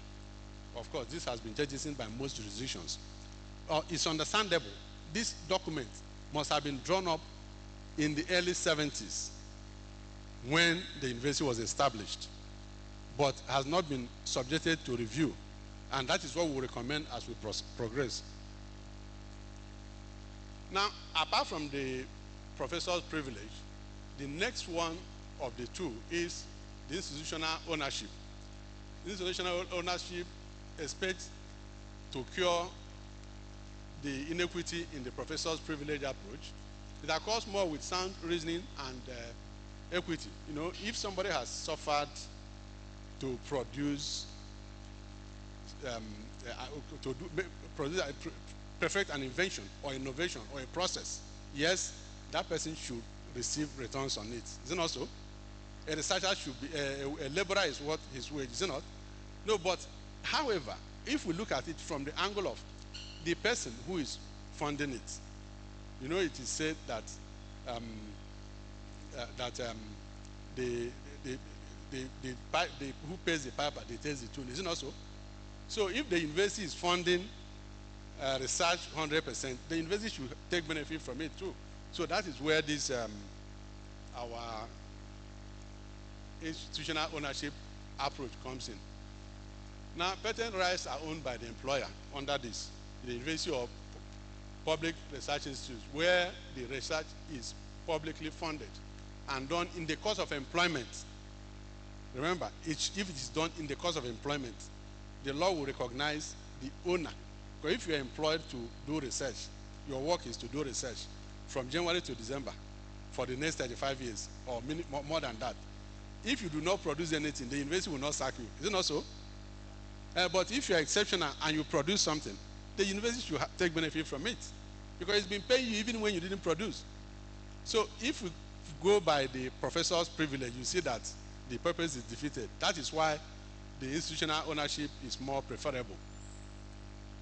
Now, this has been recognized under Nigerian law. The regulator of patents is the Registrar of Patents in Nigeria, and he works under the law regulating patents in Nigeria, which is the Patents and Designs Act of 1988 as amended. Now, that is where the invention was made in the course of employment. What of the other aspects, the other side of the coin, where a researcher has invented a process and it was not within the course of his employment? Maybe you are a lawyer, right? And you have invented a process for producing an equipment that can dictate fake drugs. It's possible. It could be that you have an ancillary knowledge of it. Either your brother or your father or your mother or your wife or your husband is researching into that area. You also have now grounded yourself in it and you decided to do something. As we will see in the case that we have there, the McCarthy and Vodacom. Now, under such situation, the law doesn't say it will belong to you. The law says it will belong to the employer, but the employer must remunerate you, taking into consideration two aspects, two fundamental factors, that the importance of that the invention, the importance and the level of your salary. As we will see in this McCarthy case, it was, there's nobody here that can say that he or she didn't use "please call me back up." We've all used that, right? In the past. Please call me back up.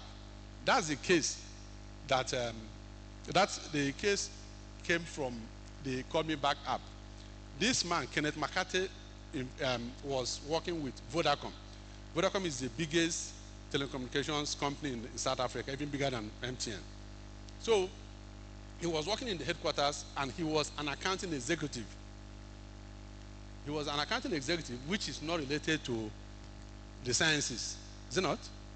But when he was posted from Cape Town headquarters of the company to the city of Durban, which is about 12 to 13 hours drive, and he was just starting life. He had a girlfriend who was preparing to marry. So when they got separated by distance, he was finding it difficult communicating, and then whenever the lady will want to call him and she doesn't have airtime, there will be a problem. So along the line, because he had an enabling environment created by Vodacom, his employer, but he was not employed in the technical aspect of the work. But because he had the enabling environment, he discovered or he invented the app, Please Call Me Back. So, and he shared it with his girlfriend and they were using it. Along the line, he approached his technical director to say, look, I've discovered this and I think it could be helpful. And the man agreed with him, a white guy. So they took it to the board of the Vodacom, and the board idea and said, okay, fine, it's good. We'll pay you a percentage of the profit that we'll make from it. They were even skeptical at that point. They didn't know that the thing would be a global success. Now, a few months down the line, they perfected the app, introduced it to Vodacom users.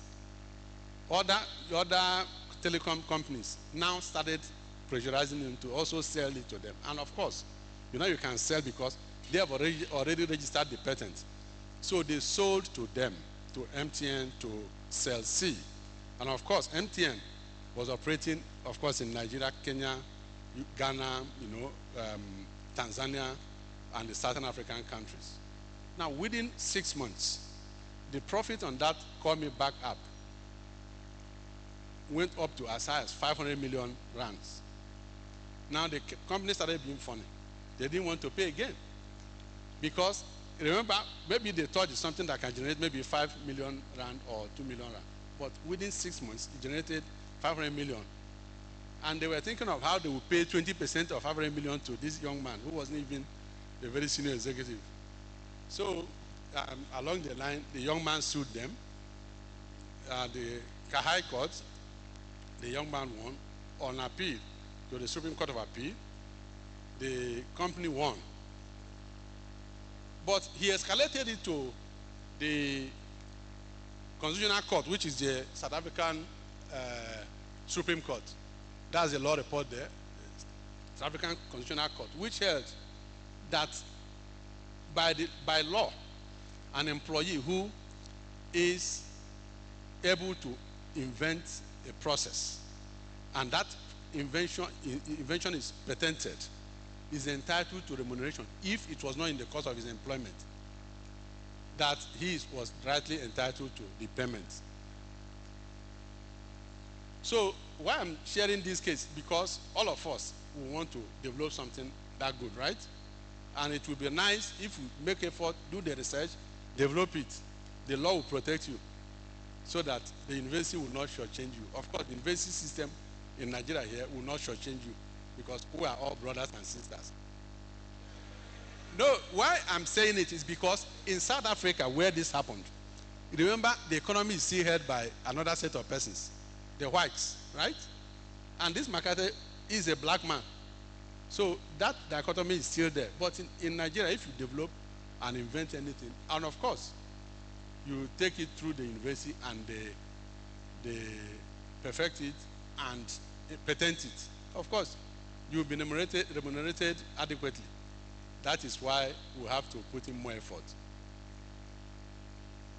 Okay, so institutional ownership is very popular, presently practiced in Nigeria and so many other countries, South Africa, Kenya, United States of America, the UK, China, Germany, Japan, Brazil, and all that. I deliberately listed the African countries first for us to appreciate that it is our own, right? So it is doable in Nigeria. Now, institutional ownership comes in two variants, namely the preemption rights of ownership and the automatic ownership. Now, under the preemptive right of ownership, the approach is a toned-down version of that professor's privilege approach. patent rights may be owned by the researcher, but subject to the right of the employer to claim the invention. If the employer made any input by way of financial support, of course, the employer will be entitled to a share of it. Now, where the employer owns the invention, it must pay remuneration to the employee, researcher, as inventor, taking note of the position as statutory inventor or true inventor. That's what the law P&D section 2:1-4 has provided. Now, let me explain this statutory inventor and true inventor. The law recognizes the person who files the application for patenting, right? If you have made an invention, it's not protected until you patent it. Now, the patent is, you go through the process of application, you file the form, you fill the forms, so back it up with supporting documents, and when it is taken to the Registry of Patents and it goes through the process of assessment, of course, this, like Professor Monigo said earlier, when you are filing, it will be subjected to assessment whether it has been patented somewhere else. Now, part of the requirement is that the Registry of Patents will publish the application in 2 national newspapers. When it is published, it will state your name, the patent you are working on. Then it will state the claim. Claim is the protection you are asking for. And of course, the publication will be sitting there at the office and in the newspapers for 28 days. If there is no opposition to it, of course, it will be patented. The certificate of patent will be issued. And one thing we should also note, like he said, for copyright, you don't need any registration to be protected. When you write a book, as far as you have the author page, where you have a C enclosed in a circle, your name, and the year of publication, that is the protection you need under copyright. There's no registration regime. But for patent, trademarks, and industrial designs, you need to file for registration. And when you are given the certificate of registration, which is represented by the patent in this case, of course, you enjoy the protection and enjoy the money that comes with it to the exclusion of any other person. Now, okay, so the university bureau can then apply for registration after taking it. So the statutory inventor is the person who is applying, whereas the person who actually made the invention is the true inventor, right? The law recognizes the statutory inventor as the person, who owns it, because he's the one that is filing the application. But the law also requires the university, or as the case may be, the PRI, to indicate that there's a true inventor, disclose the name and particulars of that true inventor. As we will see later, where any officer fails to do that, maybe because he or she wants to exclude the true inventor from the pie, the law would deem that all processes, including the benefits coming from it, will belong to the true inventor, as a way of punishing the dubious statutory inventor. Now, for the automatic ownership, the employer is automatically recognized as the first owner. That's what I've said. Now, in this case, the law recognizes the employer as the statutory inventor. The researcher is acknowledged as a true inventor. The true inventor must be remunerated, taking into consideration 2 factors I mentioned earlier, the salary level and the importance of the invention.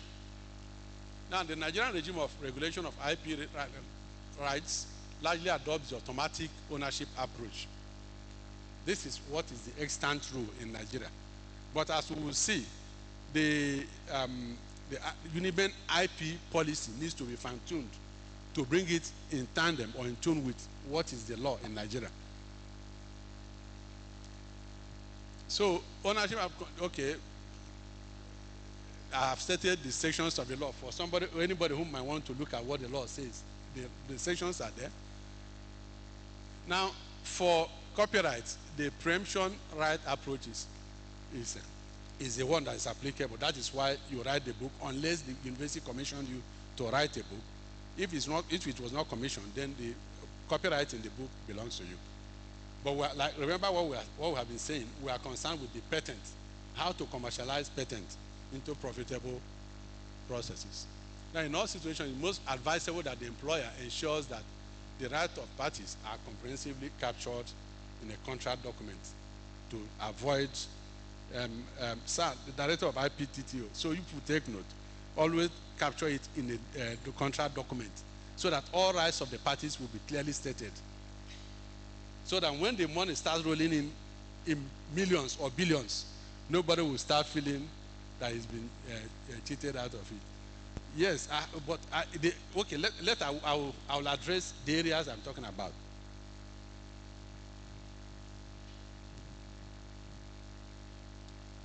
So I say in Nigeria, IP is regulated in terms of 3 statutes, which Prof mentioned earlier: copyright for books, cinematograph films, for musical works, and all that. Then trademark for trademark, then patents and industrial designs. And the Patent and Designs Act is the one that we are concerned about. Now, the Patent and Designs Act, as I mean, is the main statute regulating matters of patent in Nigeria. It is important to note the provisions of this act so that we do not fall foul of what it provides. I took time to go through the sections that are relevant to our discussion. Section 1 to 3, sub 1 to 3, which streamlines inventions that are patentable. Inventions are all patentable except those that have been identified as not patentable. And the non-patentable inventions are covered under Section 1, subsection 4 of the P&DA. Some of the examples Prof gave them, it says inventions that offend public policy are not patentable. Then inventions that offend public morality are not patentable. Then plants and animal varieties are not patentable, like you rightly said, sir. For example, cloning. Cloning of any process for cloning cannot be patented. Any process for budding, for people in the plants and the agri-sciences, you cannot bud and want to enjoy patent protection because the law says it is not patentable. But for these other ones, the minimum benchmark is that it must be new and result from an inventive process. And it must be capable of industrial application. That's because for you to commercialize it, it must be a process that you can start manufacturing. If it's just something like a sculpture cannot be a patent because if you do a good sculpture and I book 100 copies, it means you must sit down and carve 100 times. Is it not so? But the process that you can roll into a machine and it can produce all at once or in one day is what is patentable. Now, Section 2 provides on the right to a patent that is vested in the statutory inventor, like I said earlier. Sub 2 recognizes the position of the right and rights of the true inventor, which must be recognized and stated in the form. Now, it deems all rights derived from the application leading to the grant of a patent as belonging to the true inventor if the statutory inventor failed or neglected to disclose the position of the true inventor. I believe you understand what we're saying here. Go ahead and collaborate with your university or with your employer to patent a product or an invention or a process or an innovation. In fact, an improvement over an existing process is also patentable. The law says even if there's a process and you can show that what you are patenting now is an improvement over an existing process, it is patentable.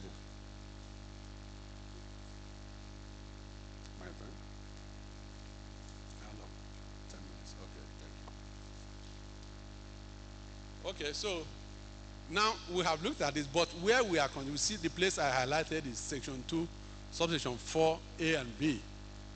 It says where invention is made in the course of employment or in the execution of a contract for a specific work, patent rights are vested in the employer or the commissioner of the work. And that's what we have been emphasizing. Now, Section 3 makes detailed provisions on the application procedure, which I have gone through. You apply to the Register of Patents and attaching the necessary documents supporting your application. And if it goes through the screening process and it's found patentable, of course, you will be granted the patent license.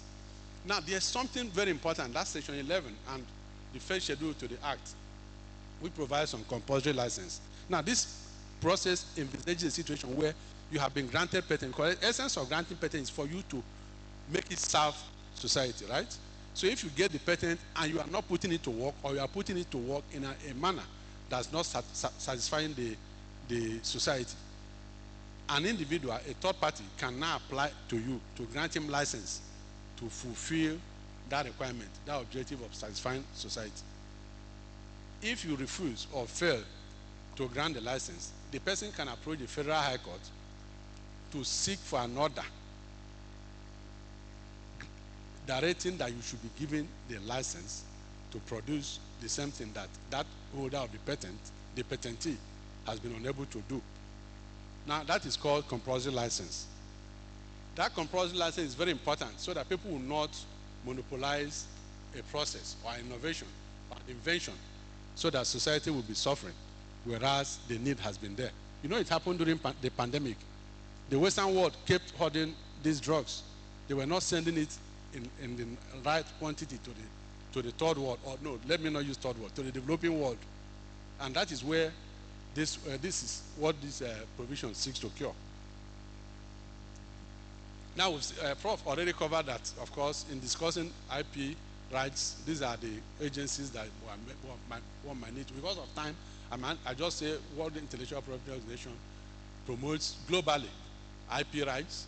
Then NOTAP is the agency that cascades the work of IP, the WIPO, to the national body. It's a state federal government agency. And of course, that agency has established IPTT offices in all universities and public research institutions. The idea is to achieve the objectives of commercializing inventions, innovations, and processes.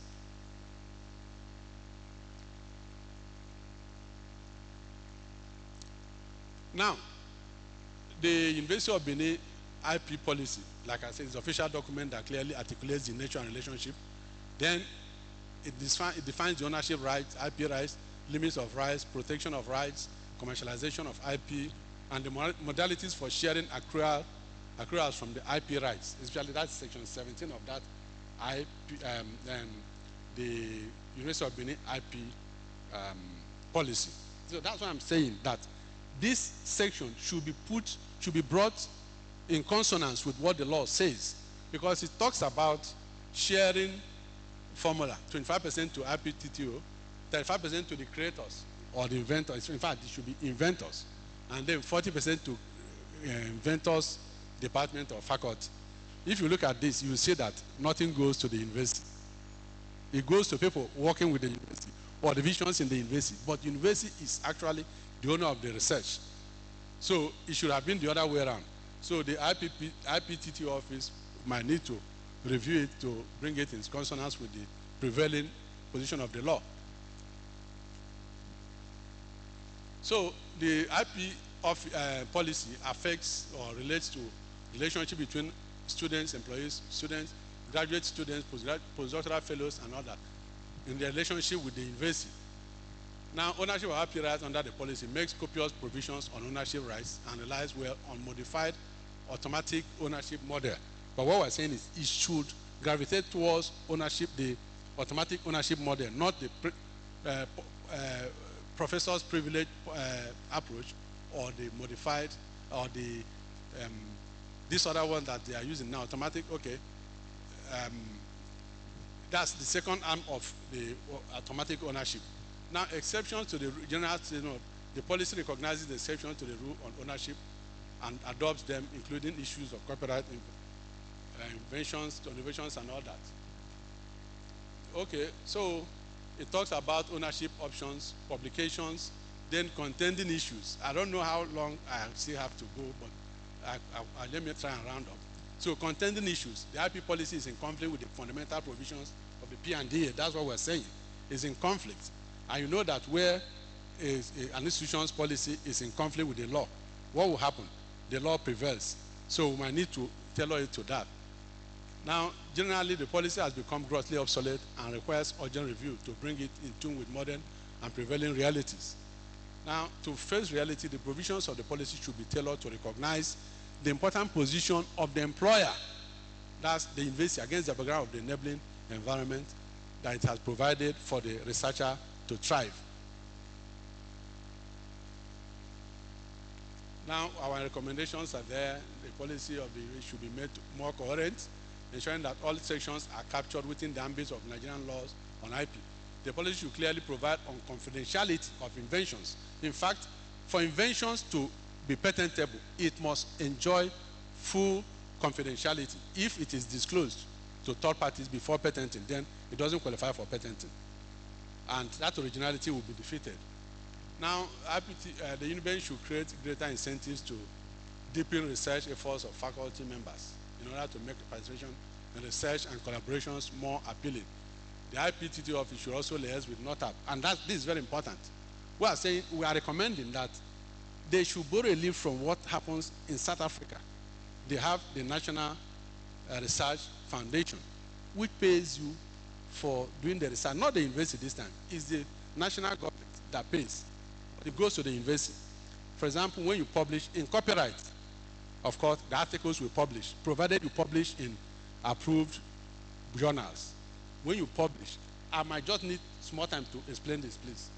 When you publish in that jurisdiction, the university is paid 130,000 rand for one paper.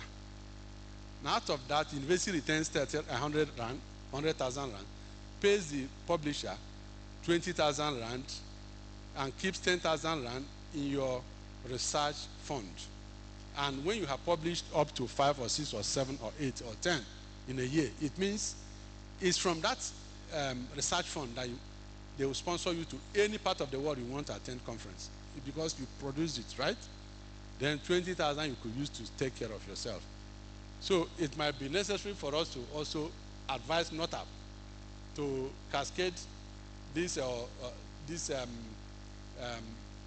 recommendation to the Federal Ministry of Education and or the third fund for them to remunerate persons who are involved in research. Now, we are also recommending that the institutions should introduce postdoctoral research fellowship. It's very important because postdoctoral research fellowship will now bring cross-fertilization of persons, experts from other countries for a more robust research profile. So I thank the management of Uniben, the director of DRD, the director of Third Fund Center of Excellence, and all others who made this possible. It's been worth the while. But we are recommending that it should be more regular. And if we take up these recommendations, it will help to greatly enhance the internally generated revenue profile of the university and provide better economic empowerment for researchers. That's very important, right? And inventors affiliated to University of Benin can be outsiders. If we commercialize, it should benefit the university and researchers that are affiliated to the university. Thank you.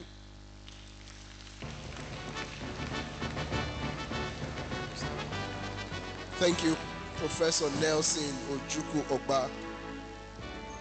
Commercialization pathways from patents to profits. We're going practical now. I know this conference was put together for us, so it's not a one-way conversation. It was intended to be a two-way conversation. So we will be taking questions from our participants across the room. If you have a question, somebody will give you the microphone. You will introduce yourself, tell us your department, your designation, and you go straight to your question. We'll be inviting our speakers to the stage now so that they can take the questions from the participant. The keynote speaker, Professor Ishina Morege, please make your way to the stage. Professor Solomon Omoniho, Professor Nelson Ojukwu Ogba, please make your way to the stage as we take questions from our participants. Please, a round of applause for our speakers as they come up stage.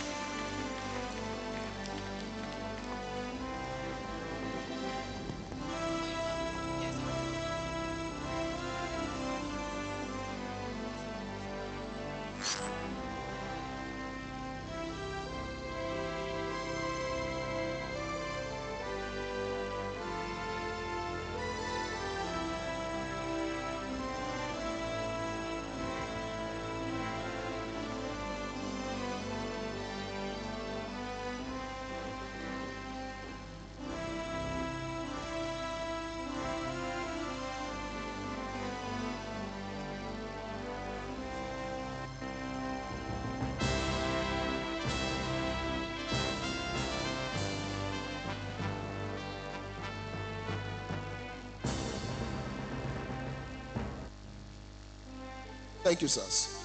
All right, so do we have questions? Questions, comments that the speakers can react to? I have one hand here in front already, so please give Madam the microphone. You introduce yourself and we'll take your questions or your comments.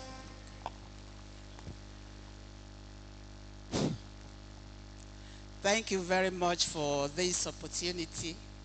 I want to say I thank the speakers for the lecture. It was really very educative, and I benefited a lot.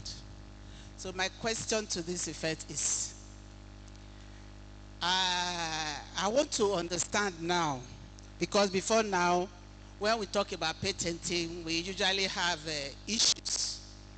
For example, we have a patent, I have a patent in conjunction with my supervisor, but we collaborated with Raw Materials Research and Development Council, Abuja, because of the rigor, the logistics involved. So much money was involved in the process, and from our end here in University of Benin, we had nothing to contribute apart from the fact that we did the research in the laboratory, and Raw Materials Research and Development Council Abuja found it very interesting and very useful to the industry, and they picked interest in it.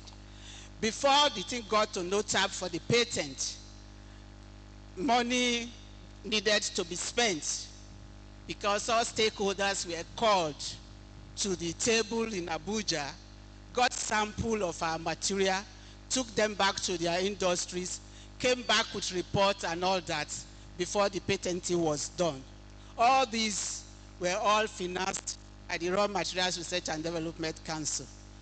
My question therefore is, now with this new dimension, these processes, will it be done by DREED or IPTO and all that for researchers, scientists, especially when we get these innovations and we feel that our research works are really great innovations that could be patented?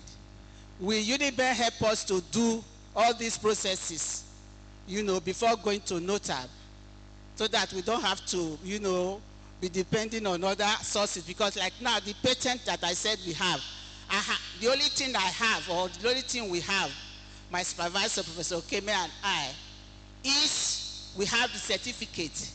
Our names are there. The name of University of Benin is in the list of patenting, whatever. But we don't, because we had nothing to contribute financially. It was all sponsored by them.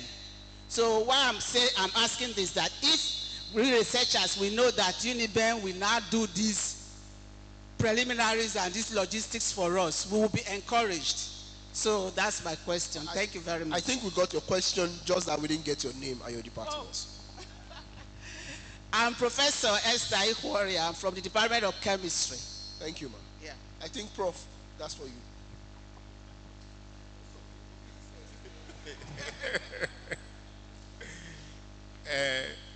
Prof, thank you very much for your question.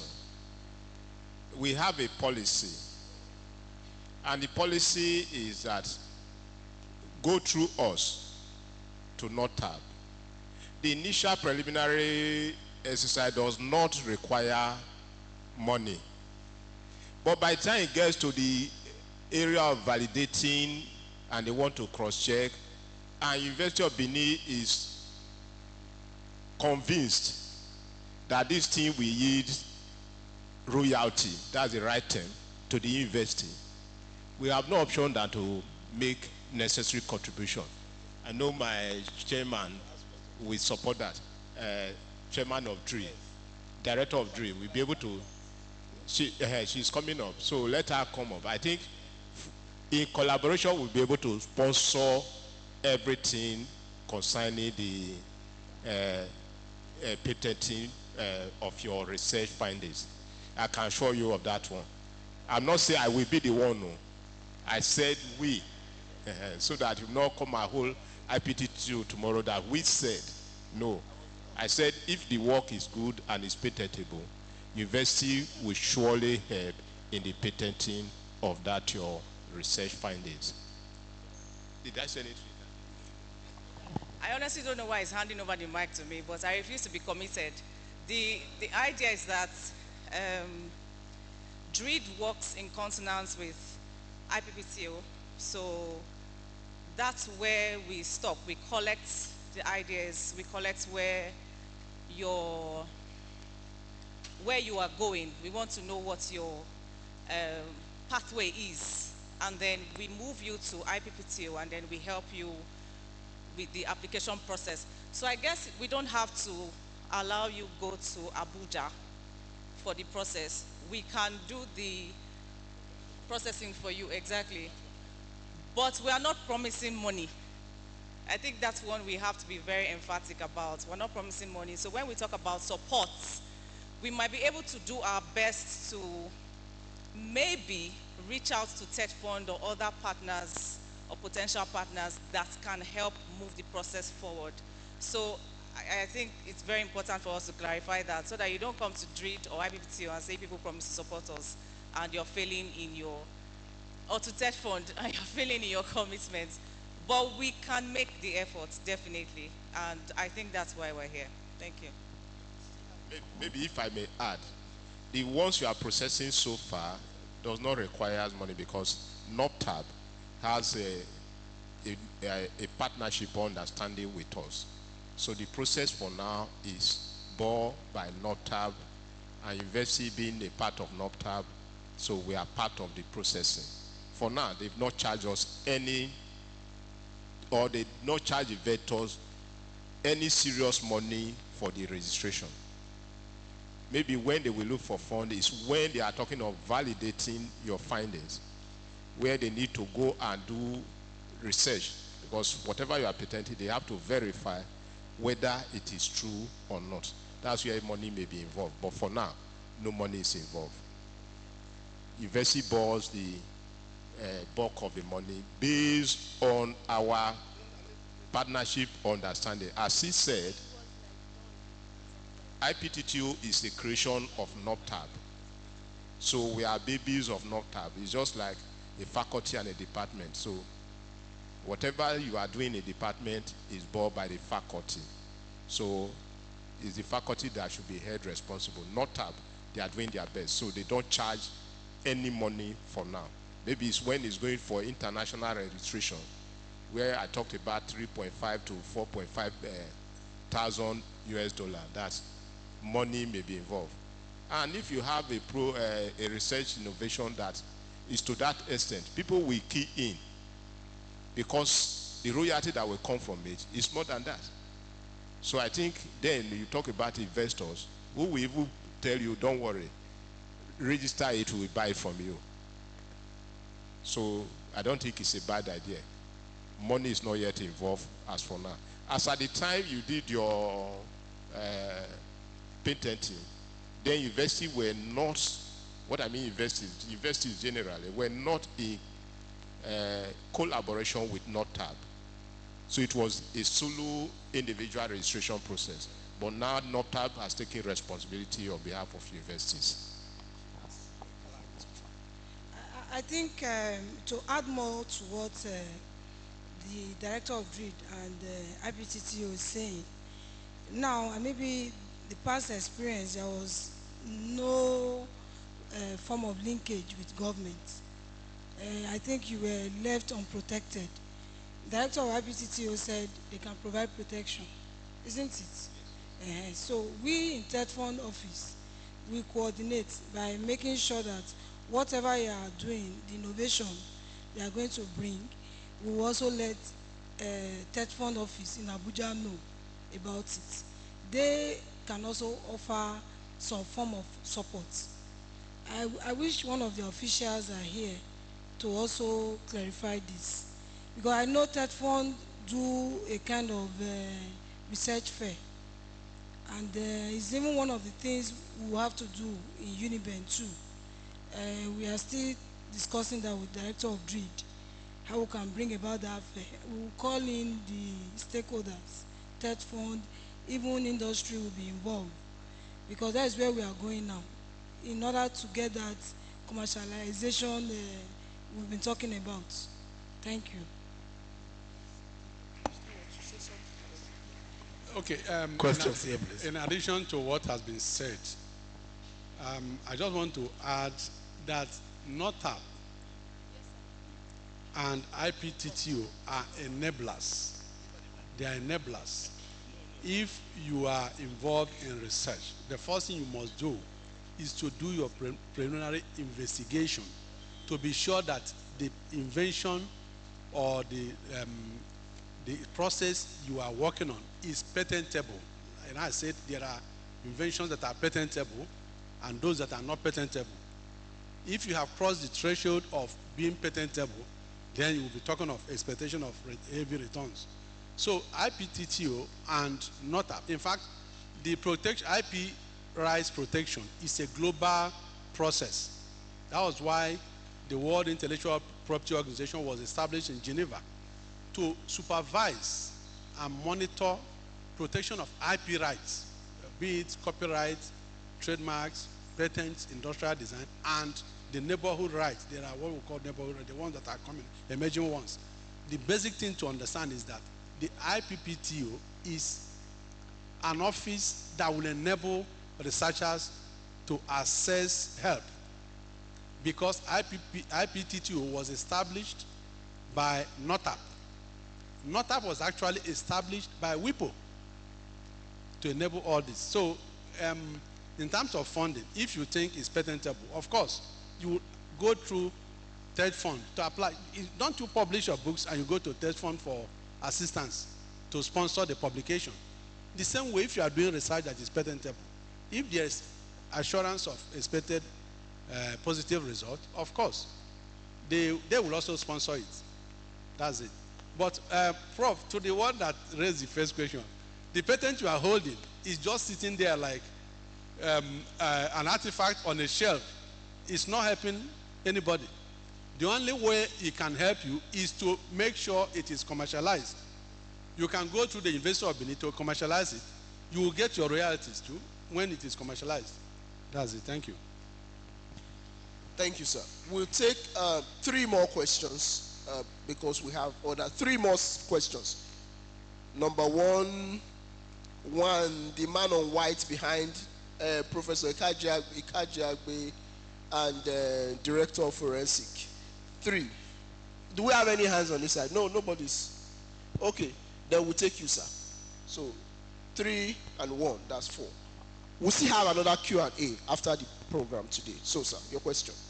Oh, thank you for giving me the opportunity to air my own views. I would like to appreciate the organizers of this program. There is something that I'm passionate about, and for long... Sorry, sir, your name? My name, Professor Akpaja Emmanuel, from the Department of Plant Biology and Biotechnology. I feel something is missing all the time. Before we talk of what do you call it,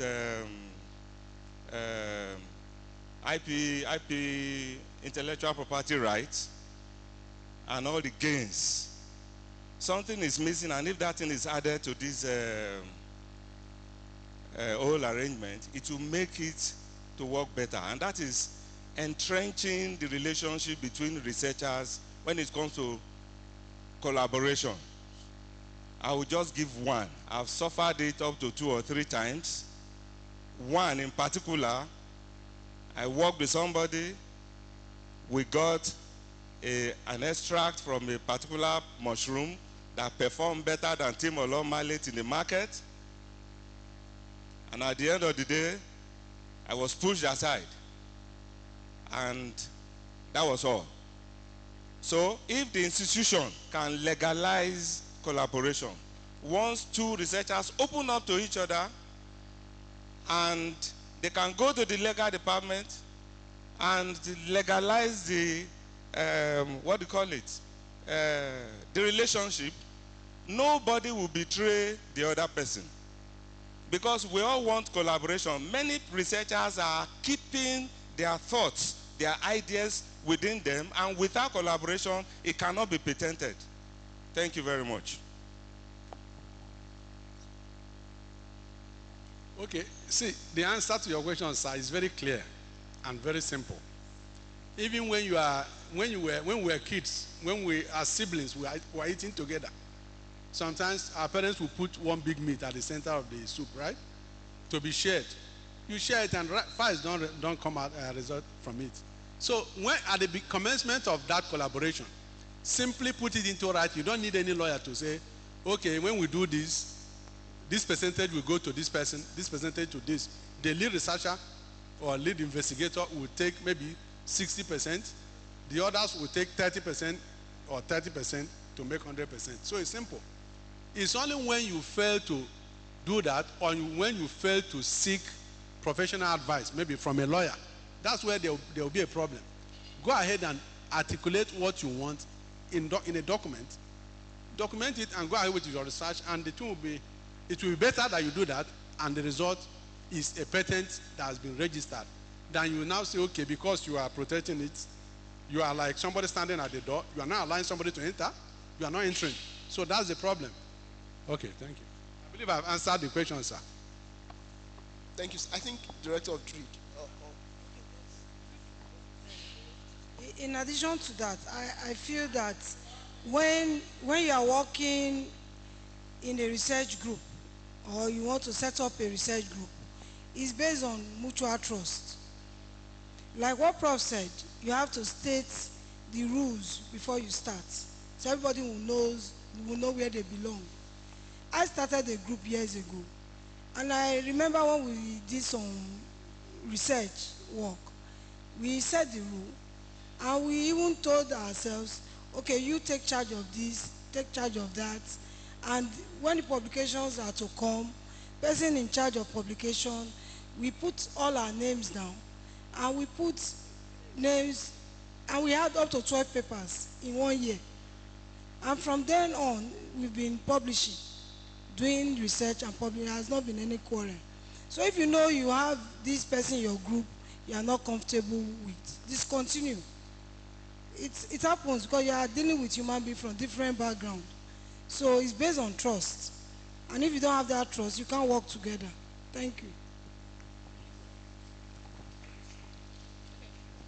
Okay, thank you. It's I just want to chip in something. It's one thing to come together to write a paper. It's another thing to come together to produce something that will be commercializable. So I think that's where we are transitioning towards, especially with this conference. What Professor Akpaja has raised is a real issue.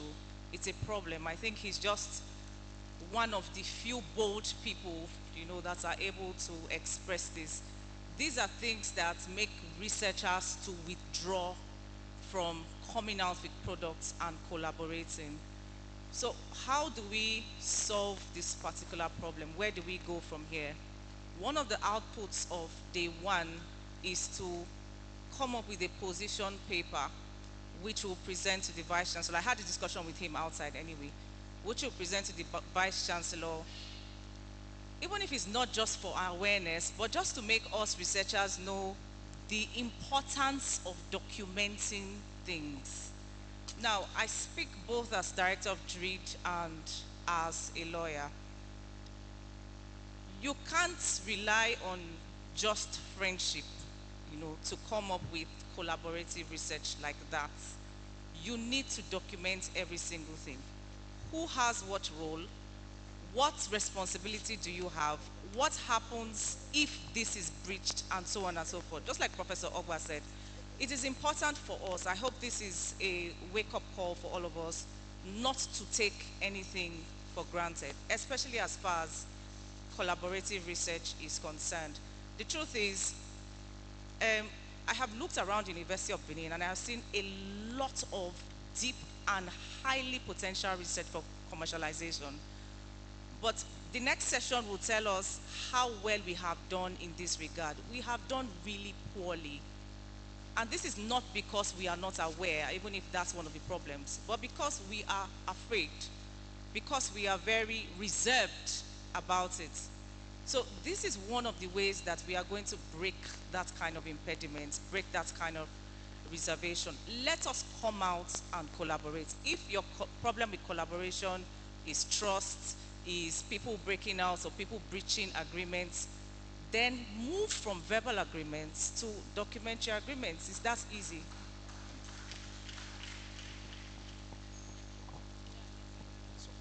Okay, my name is Beckley Ajangbe. I am a student. I graduated 6 years ago. My supervisor, Professor John, we did a research. But I'm actually giving a scenario. I'm trying to create a scenario. 5 years ago, I graduated, only to find out that this year, 2026, Professor John has patented a part of what I did as my BSc research. Not entirely 100%, but say he improved on what I did. Any hope for me? My name is not there. Any hope for me? That's my question. Thank you, Prof. Who is reacting to that? Okay. Okay, Professor Kajagwe, the issue is the simple rule of first in time, right? The simple rule is first in time. When you do your research, there are records, it's a stream of records, dates you did your investigation 1, the date you did investigation 2 and all that. So if you have all that logged and somebody goes ahead to present what you have done, then the law will look at the person who started it, who started the process. But remember, until you patent the invention, you are not protected. If you delay it and another person goes ahead to patent it, you are not protected. So that is why you must protect what you are working on. Guard against a third party coming into contact with the information. Because the rule says it must be new. No, okay, fine. If a student, if you look at, okay, fine. What in the law? It says you as a student, the output of your research belongs to the school. If you are a student. That was why somebody like Bill Gates dropped out of the university to go and patent his Microsoft. You, of course, the rest is history, you know.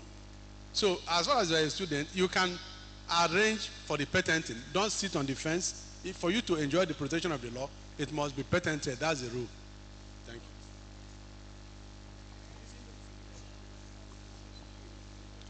We'll take a question. Okay. First and foremost, I want to appreciate organizers of this program. I just wanted to bring to the organizers and the university in general, please, Prof, please. I think the gap between us.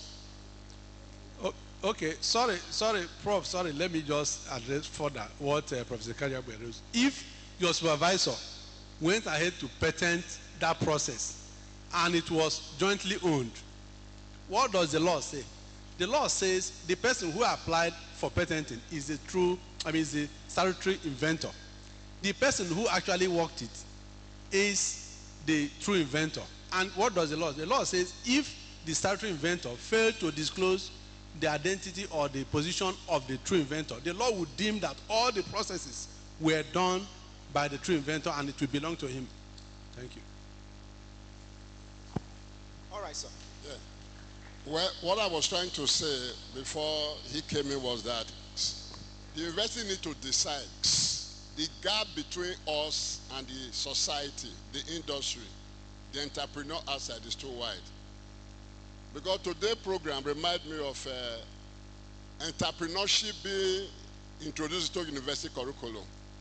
When entrepreneurship was introduced to university curriculum, I was expecting that great entrepreneurs, even if they did not go to school, will be the major adjunct lecturer. But at the end of the day, we pick ourselves and start researching and start recycling the same information on the internet to students, which is wrong, very wrong. Like today, I expected to see one or two entrepreneurs, whether educated or not educated, who will share practical experience. It can be in communication, it can be in transportation, it can be in telecommunication, it can be in electronics, it can be anywhere. That is the hallmark. Because if you look at the global brand of invention that actually making it is not from the university. The few ones from university are even actually students. Thank God you gave example just now of Bill Gates who dropped out, to Zuckerberg who also, finished. Then Steve Jobs did not finish, but Steve Jobs have been invited to so many universities to come and give a talk because it's the brand name for Apple. So we need to close the gap. We need to relate with the industry. We need to tell ourselves the home truth.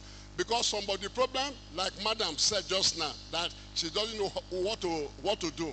Nothing stop you from calling, even the one you call stark illiterate, who have been trending on entrepreneurship to say, how did you go about it from nothing to something? If we learn to close the gap, perhaps we'll do better. Because even in the university right now, take it or leave it, whether we like it or not, it's more of abstract thinking. And because of the abstract thinking, that's why we are faced with the challenge. And because of the abstract thinking, that's why we are virtually encapsulated with Caucasian curriculum. And those Caucasian curriculum is not going to free us from our enslavement. Thank you very much.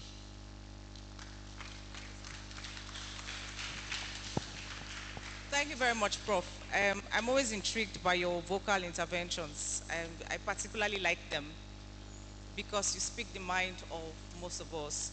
But may I kindly say that you are jumping the gun as far as this conference is concerned, because I'm sure you'd have seen that the conference is research, innovation, and enterprise. And that means that we're just moving from one level to the other. So today is just on moving from patents to commercialization. Tomorrow is actually where we're going to have several discussions around the triple and the quadruple helix. So we have people from government, we have people from industry, we have people from academia, and then we have people from civil society. We do have entrepreneurs coming tomorrow. Prof, I hope you're coming tomorrow. Okay, so you're coming tomorrow. So Professor Ikworia, there's even someone from Rubber Research Institute coming tomorrow. So we have the opportunities to ask even more questions and get more clarifications. Thank you. Thank you. I have the last person here. The last person is here, please. We'll take your question after now, not in this session. There's a Q&A coming up. We'll take your question. We're working with time, sir.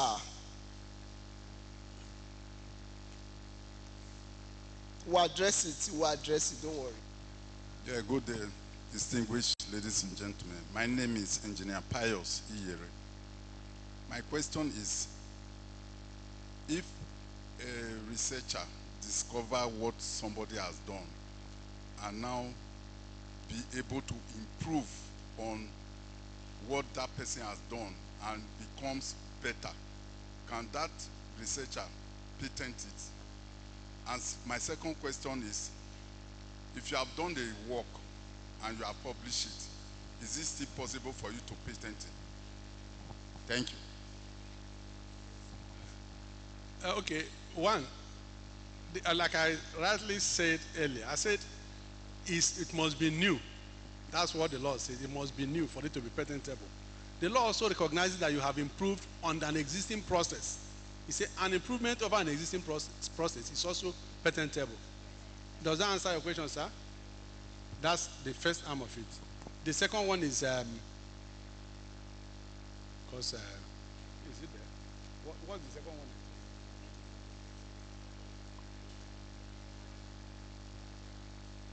Okay, fine. If you have published it, it is no longer new.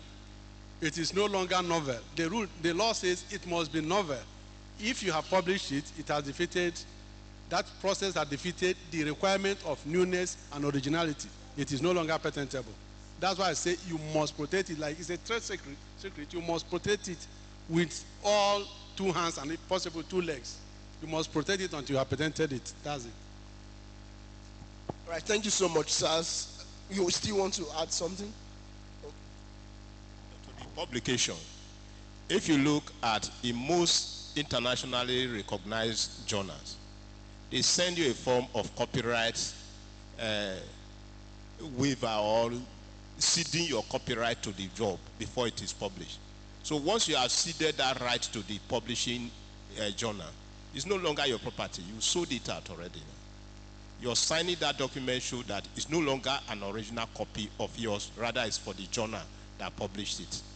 So you cannot go about going to patent such an article anymore. Right, thank you, sir. You have all of the plates ready. Okay, we'll do a quick presentation to our speakers by the director of DREED before they go to their seats. First on the list, we'll be making a presentation, an award presentation to Professor Ehishina Omorige. Please, a round of applause for her.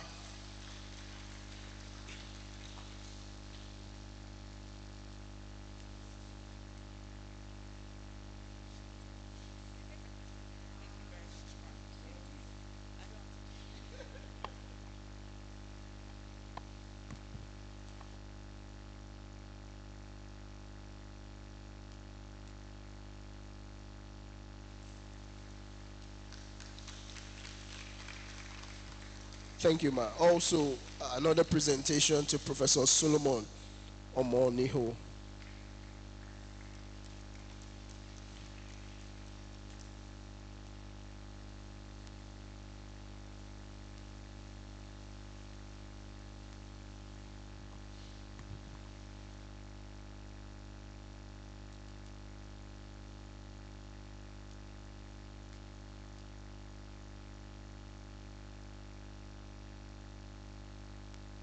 Professor Nelson Ojukwu Ogba.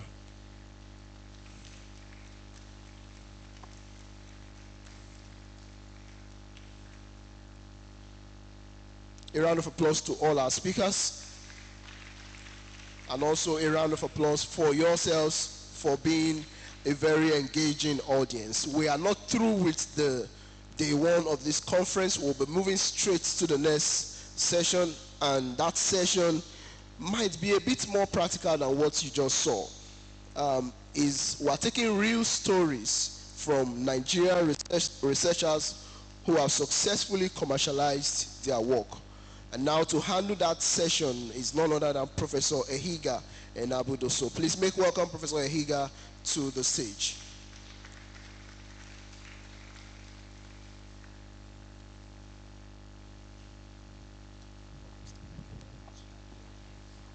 Yes, I'll start with this.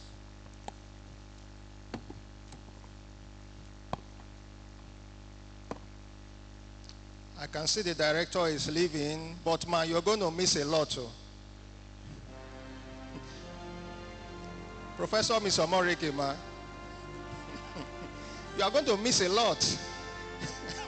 Great. So she said she will be coming back. Let's give a big round of applause to ourselves, please. I'm welcoming you to one of the last sessions for today, but incidentally, it happens to be the best of all the sessions. It's going to be a session for real life stories. It's going to be a time whereby we can learn from those who have successfully done it. Sometimes people say that experience is the best teacher. So you find that occasionally we go to school, we learn a lot, we learn about what others have done, but until you do it, you can't claim to be an expert. So today we're going to listen to renowned experts from our own institution, those who have blazed the trail and who have been able to make some degree of money from their research work. We're going to call upon two of them who will come in to help to share their stories. The first on the list is Dr. Edogogo Olayi. Please a round of applause for Dr. Olayi. Dr. Olayi is an associate professor in this university and principal investigator of the Whitewater Research Group, where he leads research initiatives at the intersection of computing, innovation, and emerging technologies. You can sit down, sir. His passion lies in leveraging technology to modernize manual processes, particularly through embedded systems, intelligence systems, and software engineering. He's actively involved in teaching and supervision at both undergraduate and postgraduate levels. His commitment to education and impactful industry collaborations is further exemplified by his success in securing very successful research grants for projects focused on AI-driven healthcare and mobile communication networks quality. He is currently the acting director of the Center for Artificial Intelligence Development of the University of Benin. Please a round of applause for Dr. Olaye. So some may say, oh, you are in a very, very lucrative area, artificial intelligence, so that's why. So let's see somebody who is not in that particular field specifically. We'll call upon Dr. Osarenoto Osayowambo. Please a round of applause for him. Dr. Osayowambo is a renowned environmental specialist and academic, recognized for his exceptional work in toxicology and environmental development. He's a senior lecturer at the University of Benin, teaching courses like hazardous substance management and waste management. Some key highlights about him: he has won a lot of grants. He's a fellow of the African Institute of Waste Management and Environmental Studies, member of various international groups, over 30 scholarly publications in his main field, environmental management and public health microbiology. He's also the co-founder and chief scientific officer of Micro Farming BV, a clean tech startup using mushrooms for wastewater cleanup. So you can see why people are afraid of mushrooms. He's using mushrooms to make money. He's also a recipient of prestigious grants like the INSA JROD Tata Fellowship and World Bank Scholarship. He's a respected leader in environmental science, balancing academia, research, and community service. Please a round of applause for Dr. Osayowambo. I am Professor Higai Nabudoso. I am of the Department of Obstetrics and Gynecology, School of Medicine of this university. You are welcome to this very session. We're going to start this session by hearing from their stories. So they will have 5 minutes to give us some idea about how they have been able to transform their teaching, their learning, and then their research into some degree of fund making for themselves. Each of them will take about 5 minutes to do that. Thereafter, we'll have a few questions for them. I will start with some of those questions, and thereafter I will give the opportunity for those of us who are here to also ask questions so that we can learn from their practical experience. Thereafter, we will have the second aspect of this, which is a free-for-all.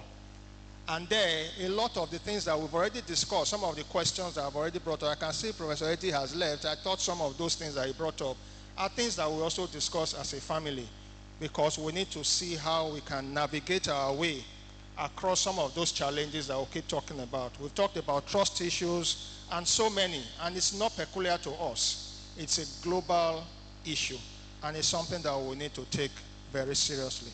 So permit me now to call upon Dr. Olaye to share his experience of how he was able to move from just being in the lab to coming out to make some significant inputs into innovation. Please a round of applause for Dr. Olaye.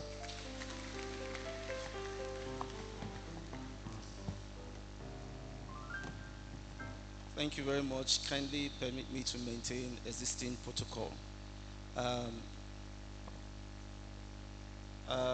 going to be talking about my experience. I have to make my 5 minutes talk very impactful rather. So I'll talk about the theory and the practical realities, and then move on to share some of my experiences. It's important to talk about what commercialization actually is. It's a process of bringing a new product, service, or innovation to the market. As part of the framework that can guide commercialization, there's what is called the Technology Readiness Level, TRL. And there are 9 stages involved in that. Sadly, most of us are in the first 4 stages of that framework, which is the basic research. And because of this thing of publish or perish, we find ourselves in that stock there. And some of us who have managed to go beyond that are in the valley of death. Hopefully you get to learn about that in your further research. But it's not a theory session, it's a practical session. And the main gap is that there is a weak linkage between academia and industry. And that is what I hope to help us find a way out of. The practical reality is that don't expect the same kind of infrastructural support or systematic support that our colleagues enjoy in other developed nations. Don't expect that kind of support here. You need to hold on to any branch you can get and move your way up. Another important thing of note is that practical reality is that there's a language the industry speaks, and that's not necessarily the language we speak here. Okay, you need to learn that language. If you cannot learn the language, please get an interpreter. All right, I would like to see my slides if you don't mind. All right, I need to show you some of the efforts I've made as a researcher without breaking even in terms of commercialization. I did a work on scorpion sting management, another one on hybrid microphone, the one you can use to navigate slides just as you are presenting without this additional device. I did one on pothole, cost estimation. I did several of them. These ones did not get commercialized.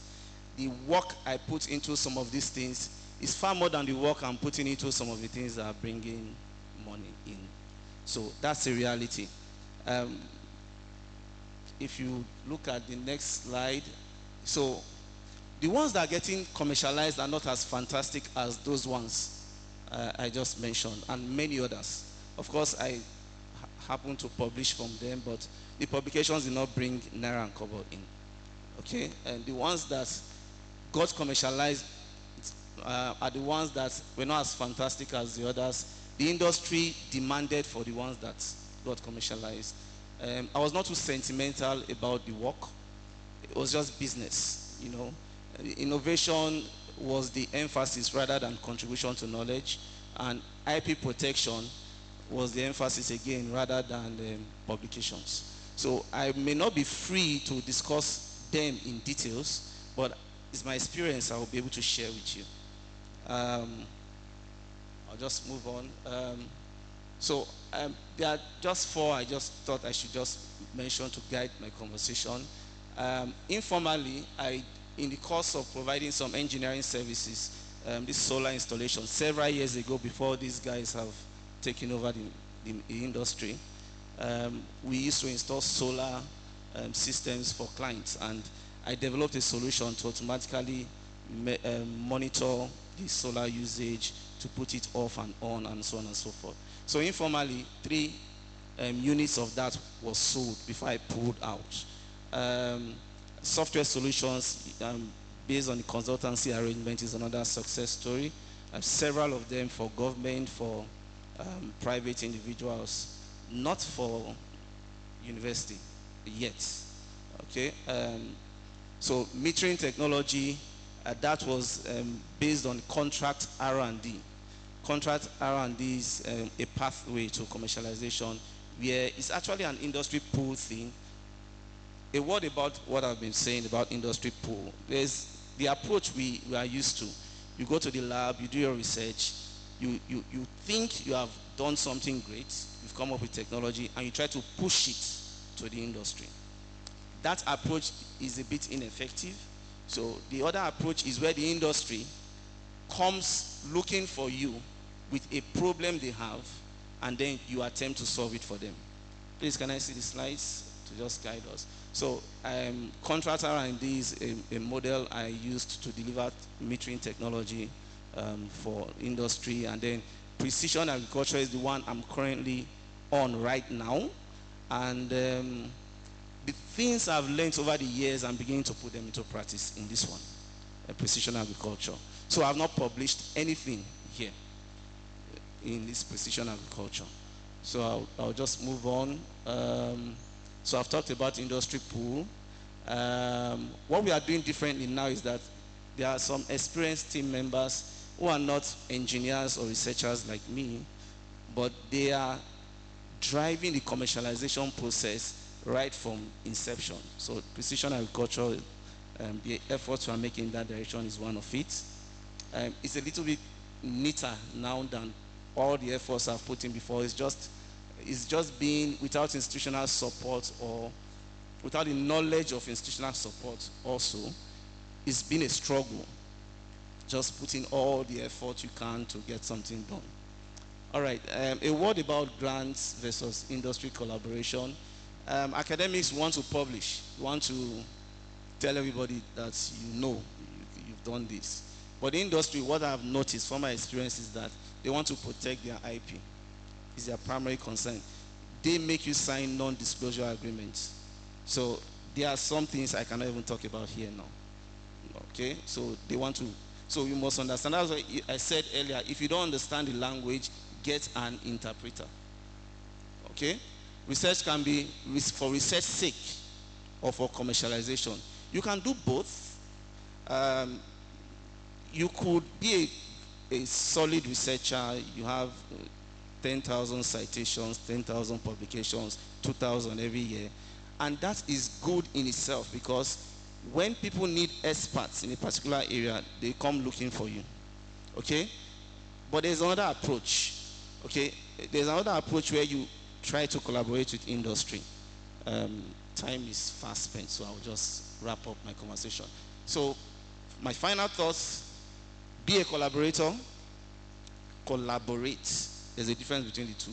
Value people's contribution, and then the push model has its limitations. I would advise that you try the industry pull approach, especially in our environment.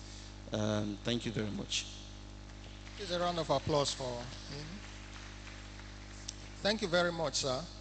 I think one very important thing that he talked about is that you should be intentional. So you need to decide, am I going to research for publications, or I'm interested in the, I think they call it Bali, I'm interested in the money that comes out of it. He said at the very beginning he was interested in publications, publish or perish. But after a while he decided that he needed to improve his bank account, and he was very intentional. So that's one thing that I talked about. Also, that you should learn to target the relevant industries that will use your research outputs, and then you start a discussion early. I think in research and innovation, they call that the co-create. So you need to co-create with the industry or with government agencies that you think will use it. So it's important that our research is not just for publication alone. After you've gained some reasonable experience, you should now be thinking of innovation and commercialization. Please, another round of applause for him. We will now be going on to the next presentation by Dr. Osalu Wambo. You're welcome, sir. Thank you. So I'll start with this. My own story is a bit different. In 2017, I commenced my PhD journey. I just wanted to have a PhD. So I was searching for topics. And then I met a very respected researcher in the area I was interested in. He's right here in the hall, Professor Akbaja. And I said, I want to work on microfiltration. And he guided me to an estate. Then I traveled to India. When I go to India, I discovered that it was more than what we were doing. There were so many approaches to it. In 2019, I traveled to India through the INSA JROD Tata Fellowship, also facilitated by another respected professor is here, Professor Imaragbe. So when I got there, I discovered that we could optimize the process more than what I was doing. So I redesigned my PhD work, and I did it again. I wanted to have a PhD. I was not interested in commercialization. Then it's a criteria to publish in my university where I did my PhD, Kwame Nkrumah University of Science and Technology in Kumasi in Ghana, to publish 2 Scopus journals before you graduate with a PhD. So I published in 2 Scopus journals. Then I think in 2023, January precisely, I was sleeping in my house. And I like to search my phone. I'm always on social media. So I saw an email and I opened it. It said, my name is Juan Cruz Tubio. I live in Amsterdam. I'm a founder of Micro Farming, a startup that is interested in cleaning wastewater using mushrooms. Would you like to work with me? Immediately I replied, yes. And we started talking. He booked a Zoom meeting with me. He saw my face and we started working together online. Then he said, would you like to come to Amsterdam to continue this work? I said, yes, I would like to come.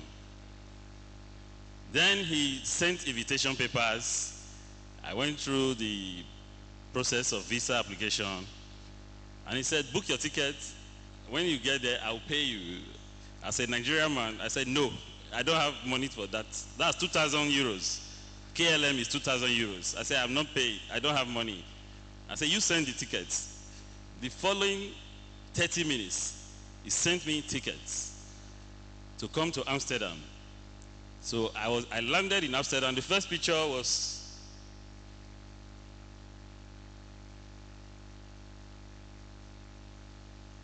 this is the first picture where I landed in the airport in Schiphol, the Schiphol airport. This is Schiphol airport in Amsterdam.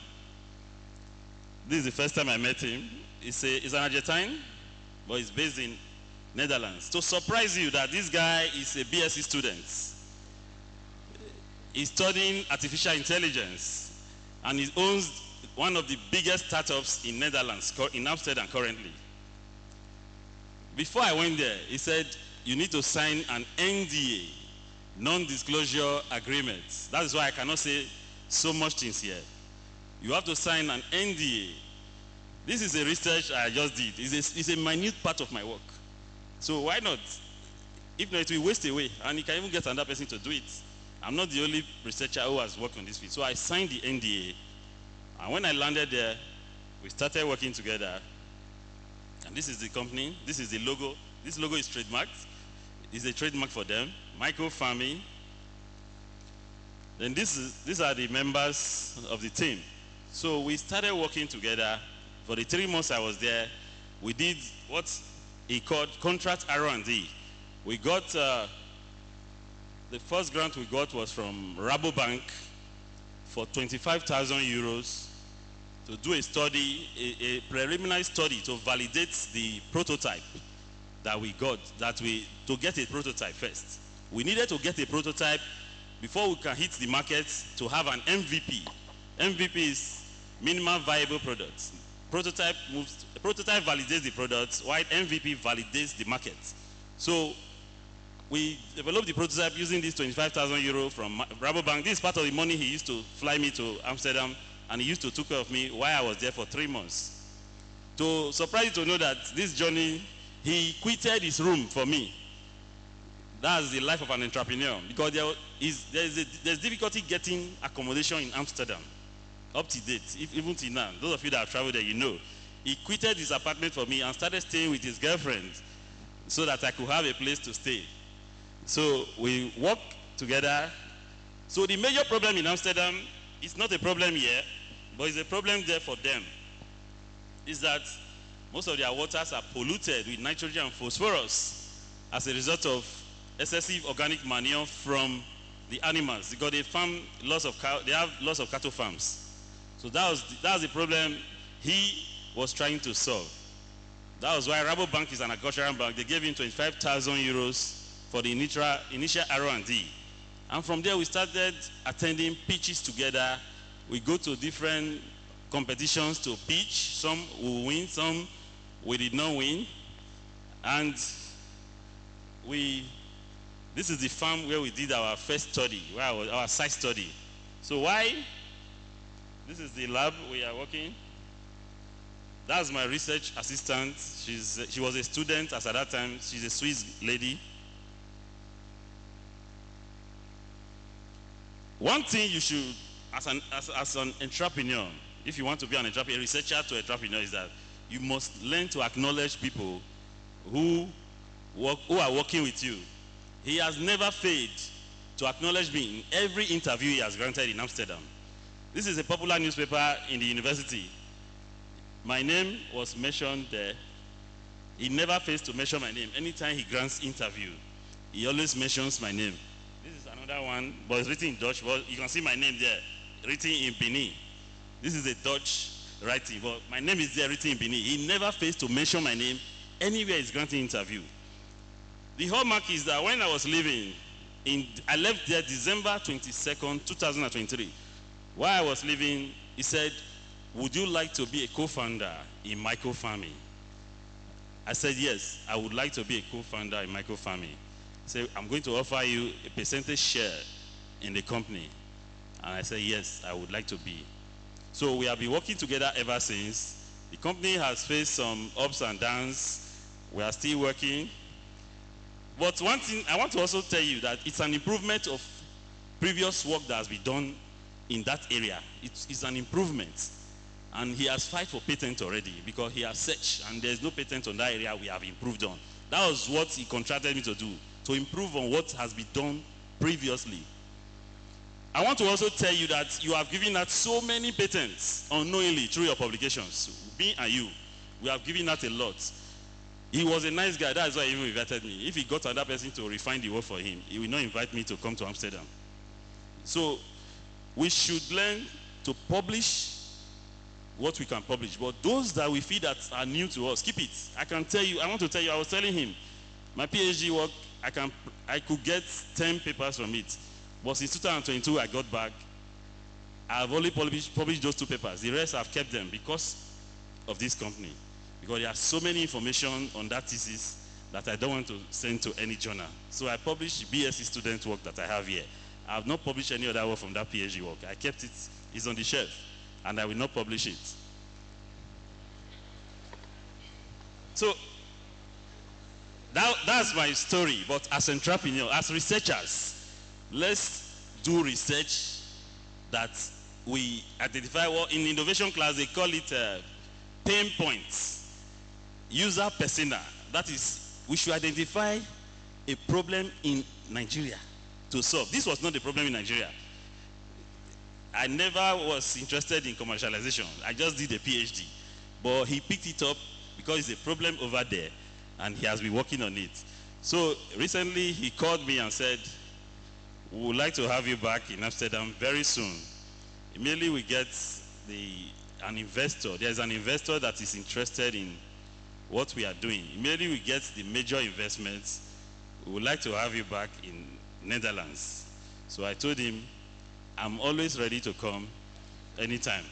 But I'll be working with them remotely, so there's an intern on ground. Anytime they have any issue, I always communicate with them. I've had so many fights with my former HOD, Professor Inuneku. Severally, I will tell him I have a Zoom meeting to attend. He will say, there's a parliamentary board meeting. So we have had several fights on that, severally. So I'll be working with them. So that is my commercialization journey. Thank you.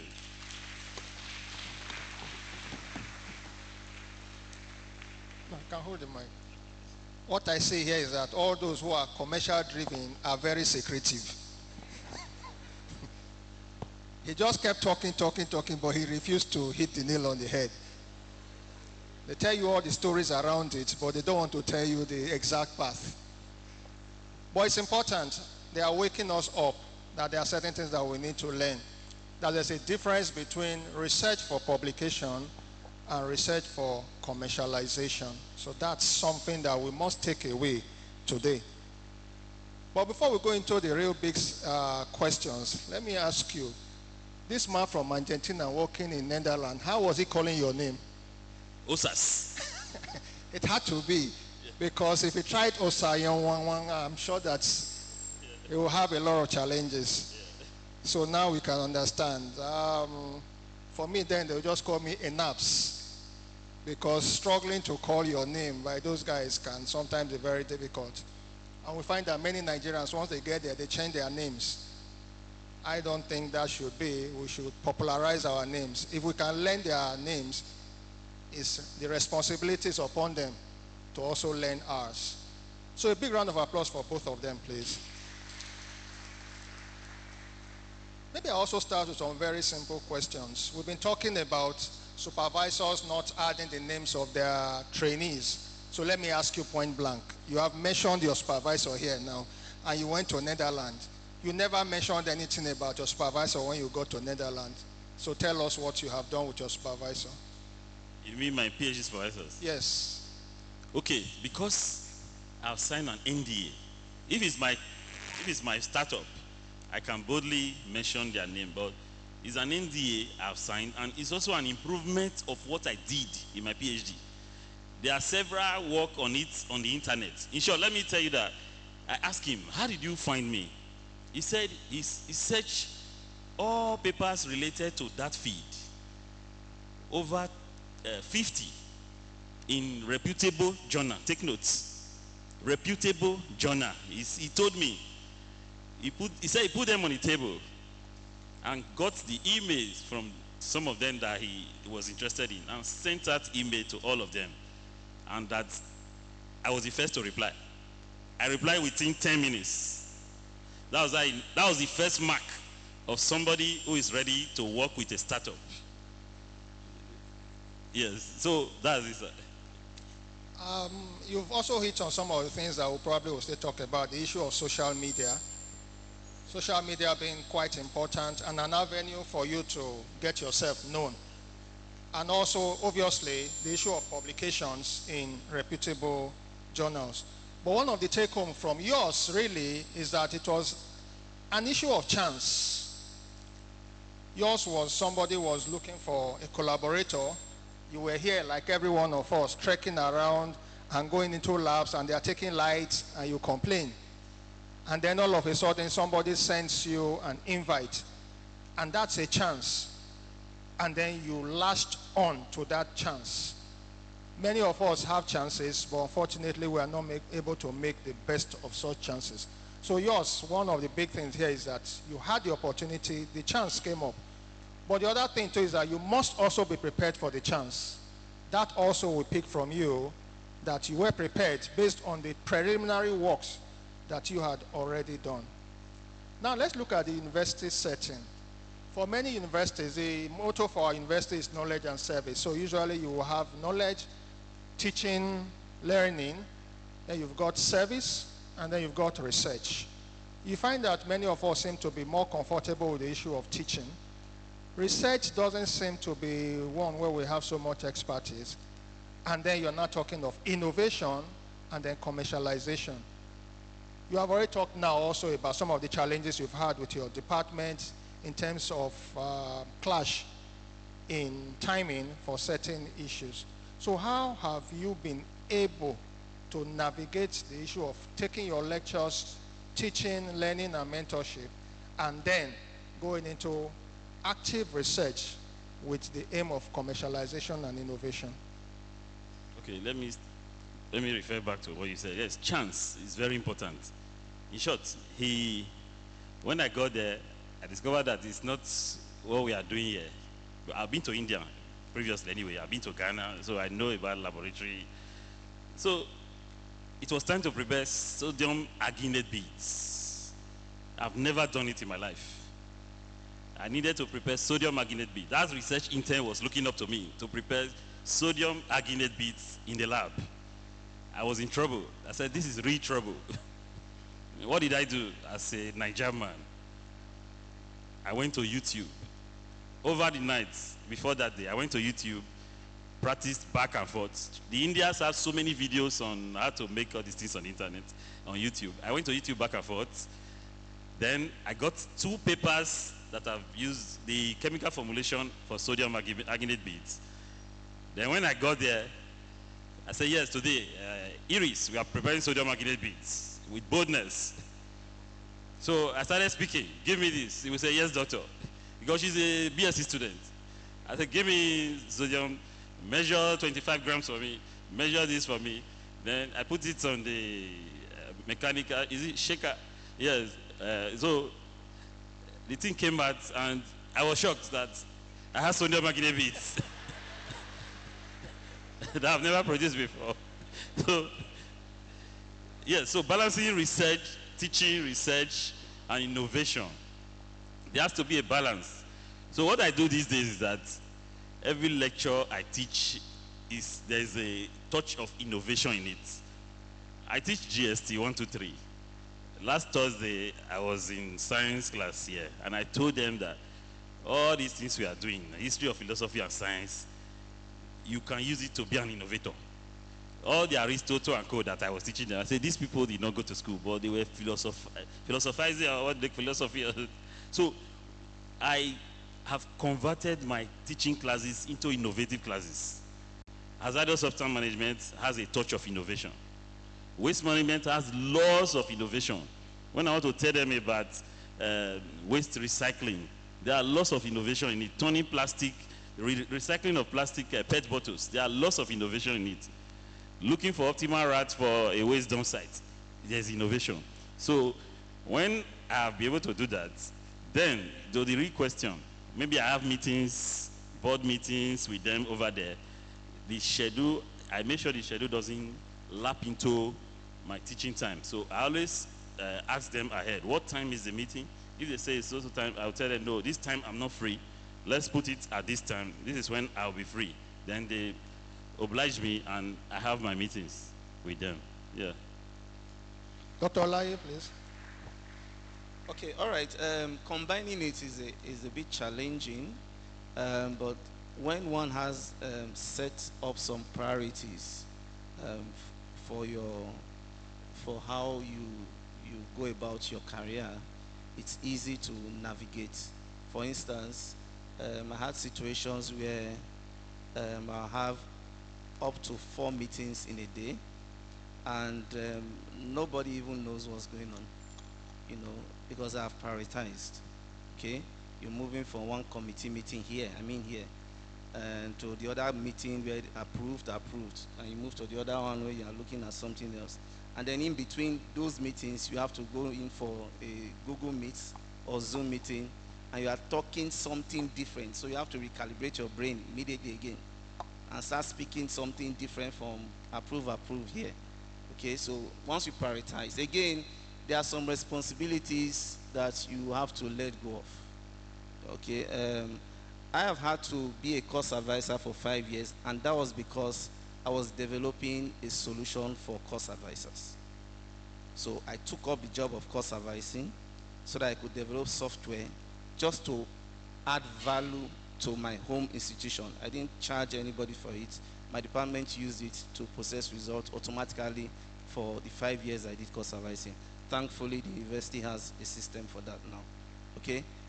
That's my way of combining what I'm doing. And in that process, because I was doing that for my department, anytime they see me on my system, they just give me that respect and, he's probably doing something about our problem.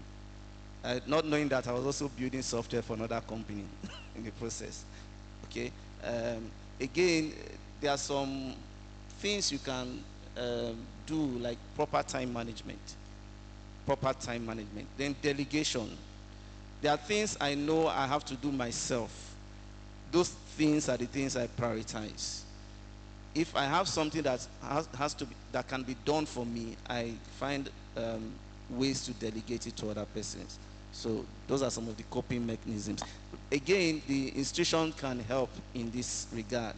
There are some people that are not administrators. You don't force them to become administrators. There are some that are not teachers. Someone can be a scholar but not be a good teacher. I hope you agree. You can be a scholar but not a good teacher. Just be a role model. There are people say that this guy is a scholar. This guy has 10,000 public citations. This guy has 20 patents. He has made also $1 billion for the university. But he doesn't come to class to teach. He's just that role model. Why some probably graduated with a 2-2, struggled through master's, PhD, and they are excellent teachers. So we need to learn how to take advantage of the gifts and the abilities, the skills that we have in our environment. That could also help. So there was a professor that came in from Metropolitan a university, let me just not mention the name, university in UK, and he said that because of how much grants he has attracted to the university, they have given him leave from teaching. He is no longer required to teach any student. All he does is just attract grants in millions of pounds to the university. That's all he does. So I think we also need to look at that. And again, okay, let me stop there for now. Let me stop there. Yeah, that's fine. Please, a round of applause for that. I think you raise a lot of very important issues. But one is that you created a solution for your department and you didn't patent it. So you see, that was then. I'm sure that you are into commercialization and innovation.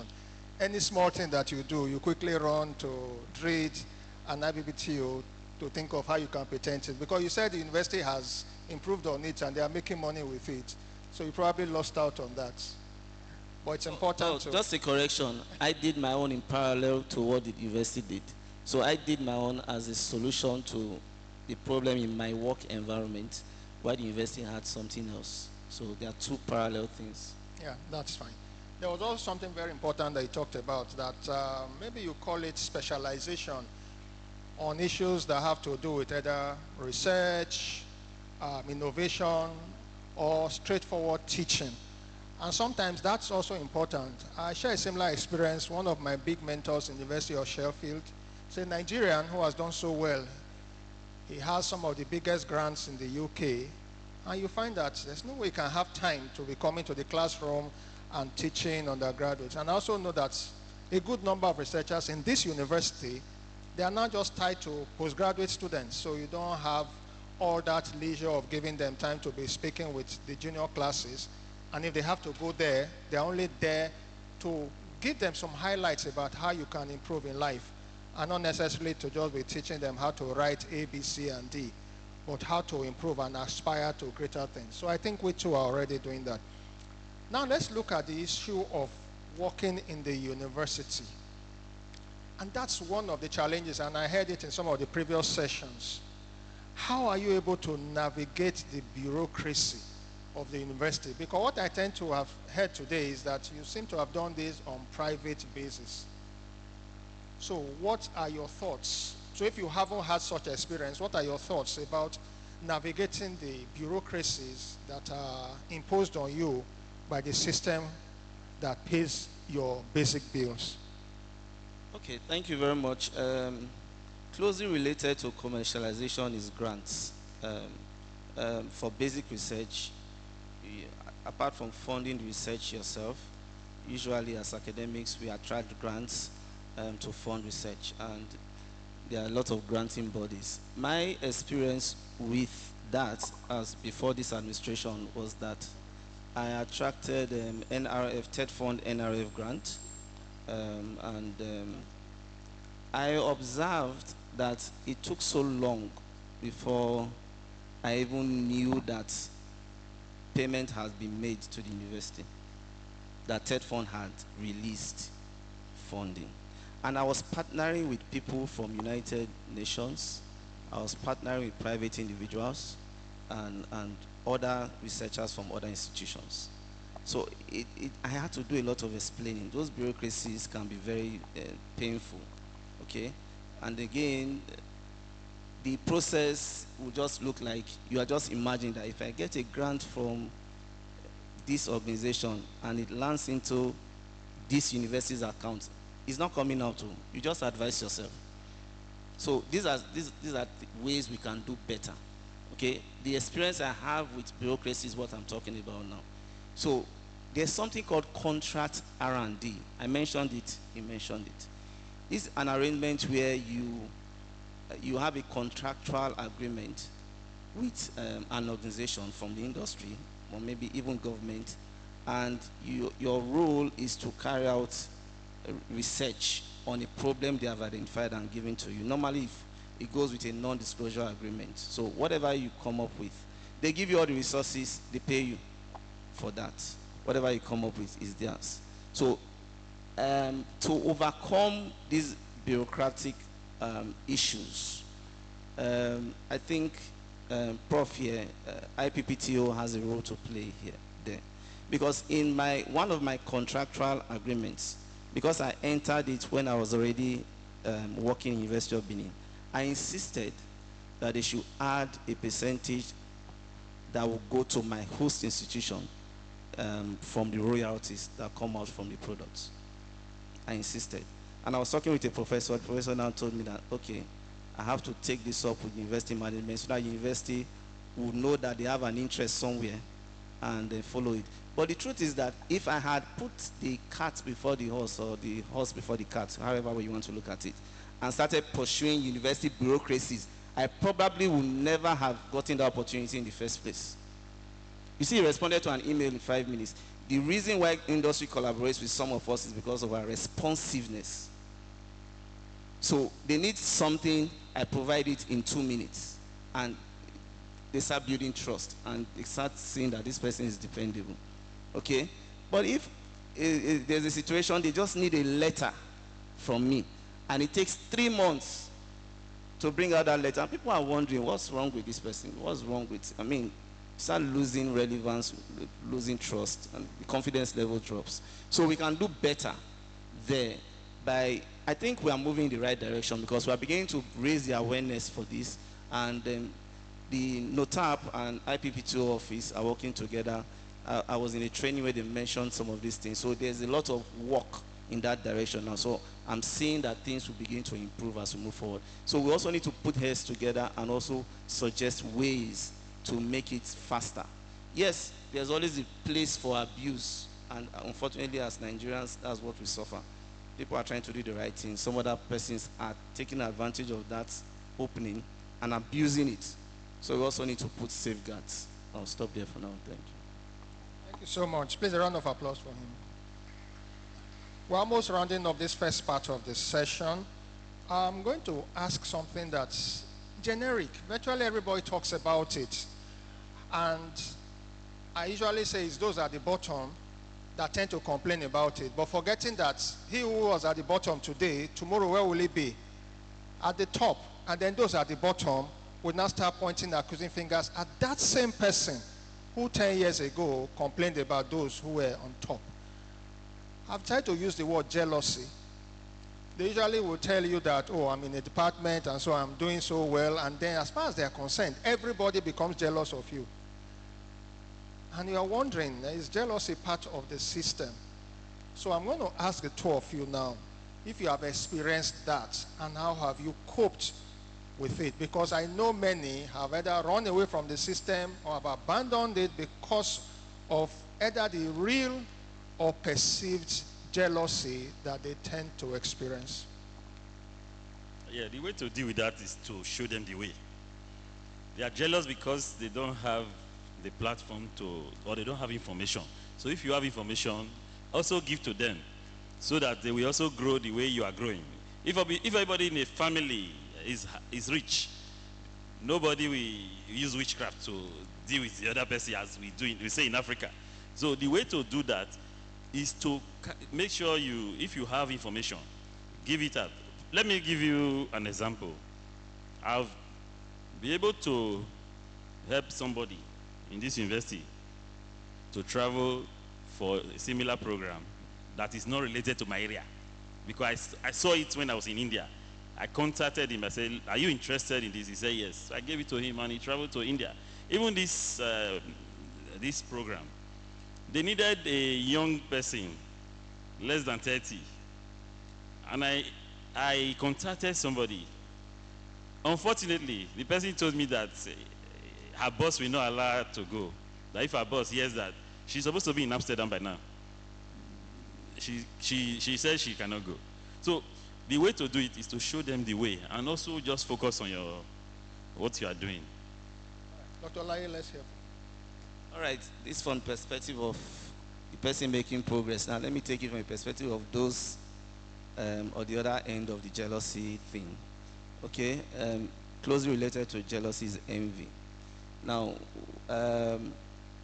in my presentation, I talked about be a collaborator. Then I now said collaborate. There's a difference between the two. There will be jealousy or envy will be misplaced if you are a part even if it's a small part of a big thing. We have a mindset, because it's a mindset thing now, we need to start shaping it. We have a mindset that if I'm involved in something, I must be the organ. I start building territory and start acquiring and building my own empire and start working in silos. So this man's camp is there, my own camp is here. Start building around yourself. That mindset, I'm a black man, so I can say that black man's mindset, it's limiting us. So you see the young guy, that BSc student that was able to sponsor Prof. How many of us can sponsor me now to Amsterdam? So you be pipe low now, calm down. No need to be envious. Collaborate. If somebody knows the road, look at the person and see how you can work with the person, be part of it. Then I said something, I don't know, I think I put it in my slide, that don't learn how to value people. And I'll add to that, don't overvalue yourselves. And this needs explanation. So if there's somebody in my team and the only thing that person does is promote what we are doing on social media, you understand, there are some people that will just take their phone and do a nice video. I was working with my team, I didn't know somebody, a student was recording, and before you know it, the student posted one fantastic post on social media. I did not even authorize it, but it was so pleasant that I noted, I said, you're going to be very good in this. So that's how to value people. You cannot channel that energy, then don't overvalue yourself. It means that if your role in a team is just to cross-check whether what was typed is correct or not, whether there's a typographical error, don't expect that when the principal investigator is traveling to Amsterdam, you must be there with him. For God's sake, what are you going to do there? Those things lead to unnecessary envy. Can you make a pitch? You have a CEO who has £5 million to drop now, and he has 10 seconds attention span. Do you know what to say? I don't even know what to say. I'm a researcher. So I need somebody in my team who will go there, and in 5 seconds, he has captured the attention of the CEO.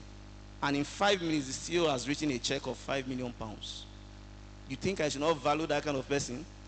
I would say because the only thing he just said was I'm the one in the lab, I'm the one suffering. I'm taking time here because this is very important in our environment. These are some of the issues. These are the real issues. So we need to learn how to value people. We need to learn how to collaborate. And then if we be a collaborator, if you've improved on yourself, it will be easier to collaborate. In all sincerity, in all fairness to some that don't like collaborating, they've tried it and got their fingers burnt. They tried it and got their fingers. Somebody is claiming that you should give the person just calculated, this thing is 10 million naira, and divided it by 3. We are 3 in the team. So 5 million divided by 3, this amount, give it to me now. No, it doesn't work like that. So I'll stop there for now. Thank you. Thank you so much. Maybe as a parting shot, because you have delved a little into it, collaboration. What has been your impact on mentoring those below you? Okay, yes. That's just 1 minute. So okay. Yeah, of course, I'm a lecturer, so I supervise masters, PhD, and so on and so forth. So what I do is that automatically, the students that are working under me get involved in what I'm doing. But I'm also very careful. So I expose you to things when I know you have built capacity to handle it. Because we are living in this environment, we also have to be careful. There are some things you miss just because someone in your team has messed up. So one has to be careful. So that's one way of mentorship. The grants application, I carried colleagues along. Okay, let's go apply for this. We may win it, we may not win it, but you've gained some experience. So that's one way of doing that. In addition to that, okay, let me allow you to talk. Yes, so what I do every year, I look at my project students, undergraduates, 1 or 2 of them who is very good, and I try to retain them. One of my BSc students is coming back for a master's degree now. She made a first class. And what I do, when I came back, part of the funds I got, I saw that a student, one of them was struggling with tuition, to pay her tuition. So the small money I got from the place I went to, I said, I'll pay for you this session. I paid school fees for her that session. She was my project student, so I did it. So anytime I have money, I do it every session. If I have any student that is indigent, I try to assist in one or two, either upkeep or tuition. I do it. So it's a way to retain them. And if they want to come for a further degree, I encourage them to come for a master's degree. Presently, yesterday we considered our PG applications, and 3 of my students are coming back for master's degree in my department. By the way, I also fully sponsor PhD programs. So PhD is working under me. I pay their fees as well. That's under the project. Is it under, there are two different things. I pay under my project, or I'm such a big boy and I have a lot to. So I want you to answer that. That's important, especially for those who are aspiring towards it. For the BSc students, it's not tied to the project. Even though I get the money from there, it's not tied to the project. Yeah, that's BSc. BSc is it's not tied to easier. the project. Yes. But if I have a master's student and I have that funding, it will be under that project. Exactly. That's what happens in many areas. Yes. Okay, a particular case under a grant, the PhD student is working with us, with my team, in a funded project. So out of the funding from the grant is what I used to pay. In other cases, from what I get for a research effort, if that student is involved in it, from my own pocket, from what is due to me, I used to fund some of their studies. Thank you. That's so great. Thank you so much. Please, let's give them a round of applause as they depart. So thank you. So we'll be entering immediately the second aspect, which is now for us. They will still be with us, and then they can also get the mic and then also be involved in some of the answers. Do we have the ushers here? Because they need to have the mic on the other side. Because the essence of this program is not just for us to listen to the experts, but we too must ask certain incisive questions, because there will be burning issues in our minds. Dr. Simon Boyd talked about the issue of indirect costs to the institutions. And that's an important one, because we earn our primary fees from the university, and so for many institutions abroad, they actually survive with some of these indirect costs. We in Africa have not really built our institutions to such a level that the institutions can benefit maximally from all of this. So it's important that even in writing for grants, and some of the grants insist that you should have something to your university, so we should be able to take a cue from him and try to have some degree of funding for our institution. However, that also creates a challenge. The money comes in, and then you now find that if not well managed, you now have battles and quarrels, and some persons have even abandoned their projects because they thought that from the indirect costing, they will be able to get some things that will help them individually and also help in advancing their projects. So it's something that you must consider. At this point too, I must also give credence to DREED and its director. We've had some experience in this regard. Many people don't seem to trust the institution, and they are so scared of bringing some of their projects into the institution. However, from my own personal experience, I haven't worked with DREED for the last couple of months. I must say that there is some lease of life that has been breathed into the directorate, and I'll ask the director, please stand up, let's clap for you. From my own personal experience, Professor Ngozi Onuigbe. So it's nice, once you have some of those things, it's good to discuss with the agencies that are involved, with DREED, with TED Fund, with IPPTO, and then they'll be able to give you some insights into how you can beat some of the bureaucracies. Then you also have the institution's hierarchy and the management. The essence is for us to be able to have some reasonable degree of transparency that makes it easier for researchers to bring in their grants to the university, believing that the university will assist and help them to actualize their grant objectives. So now we'll have some general discussions, Q&A, on these very important issues. So we'll start with a few. Okay, let's see the hands. One there, that's one, two. Okay, but I'm sure as we move on, a few others will raise their hands. But, okay, there's a third one there. But before that, I just want to ask a generic question. And any person can pick the mic before we take theirs. Why do you do research? I believe every person here, either a lecturer, a researcher, just one person, just raise your hand and let them give you the mic. What's your primary goal for doing research? Anybody? Okay, so you have the mic here, let the mic go this way. So just give us in 30 seconds, 1 minute, why you do research. Thank you. One of the reasons why we do research, I would say, one, to contribute to knowledge, secondly, to solve problems. That's theory. I'm not saying why the research should be done. You are a lecturer in this university. Why are you doing your research? I'm doing my research because I want to advance knowledge. Exactly. Advance in your career. Yes. Yes. I want to be cited and I want to solve problems. That's my reason. It's when you have started moving. See, graduate assistant, lecturer one, probably even when you are getting to, you are still struggling. So at those instances, if you tell me that you want to advance, you want to go innovative, then you are probably a genius.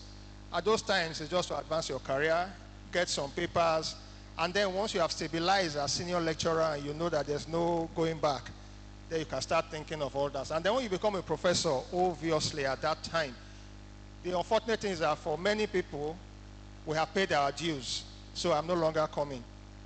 But for those who want to advance, that is the beginning of your advancement.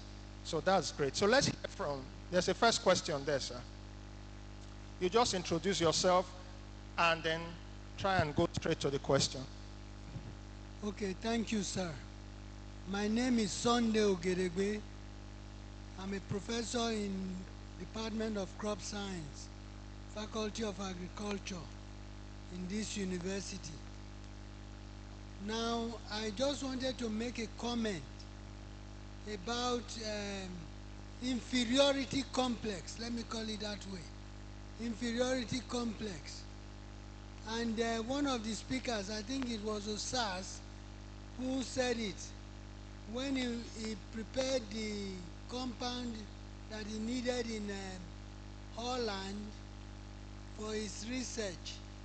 And then he was surprised that the thing was as good as it was. And that is something that affects the majority of our people. And that is why we are still very backward, I'm sorry to say, the way we are in all aspects of our lives. So what I'm trying to suggest this morning is that the way to get away from this inferiority complex should be something we should start trying to teach ourselves and our students also by bringing up programs, because most times you find that even the things that we do here have more quality than what they do overseas. I went to school in the United States, for example, so I can tell you that. But when you get over here, the way people are, the way they think and the way they behave is very, very discouraging to themselves. And so I wanted to point on what he said this morning, that inferiority complex is a problem for us. So please let us look for a way to correct it for the betterment of our people. Thank you. Thank you so much. Please a round of applause for Prof. But remember, even in saying that, he gave us the other perspective. And they used that statement about 2 or 3 times. He says, we are Nigerians, and we always have a solution to every problem. So for many Nigerians outside this country, they don't behave like this. The Nigerian gives you this air of superiority and gives you the feeling that he knows a lot. And you see how he did it. That night, I'm sure he didn't sleep. He went. Now, for some others, they will just come and say, let me confess. I've never done it before. The true Nigerian will not go and confess. That night, he will call all his colleagues from all parts of the world and ask them, how did you survive? Once they have told him, the next day he comes with bold face and tells you that he can do it. And he starts doing it. And you see how he did it. He was sending that person so that if there's a mistake, he say, you see, you gave me the wrong thing. But when he came out nice, he said, yes, you know, we do this routinely in Nigeria, so this is nothing. And that's it. Nigerians have a way of solving problems. All right, sir. Yeah, thank you very much for giving me this opportunity. Mine is just a contribution. You introduce yourself, sir. Yes, I am Professor Alex Enuneku, former HOD, Environmental Management and Toxicology, Faculty of Life Sciences. I was his HOD. And first of all, before I go into that, I want to thank the Director of GRID for this very, very, very engaging workshop. We have learned a lot. We are talking to ourselves, and I like it a lot because that is the only way we can make progress. I want to correct an impression. Every HOD wants you to prosper. HODs are under immense pressures to make things work in their departments. They are answerable to their deans. They are answerable to the vice chancellor. So take, for instance, a period where results are considered and one of your junior staff is a course advisor and you are looking for the results and the results are not there. And then you keep looking for for him for days. And then somebody whispers to you, oh, he has traveled out. And he did not confide in you. Please, this is money matter. We are all black people. This is money matter. I'm traveling now for such and such and such. The HOD will make provisions and ask another colleague to do the work you would have done so that these students' results will come out on time. Not a situation where you see litigations all over the place because we abandoned our duties.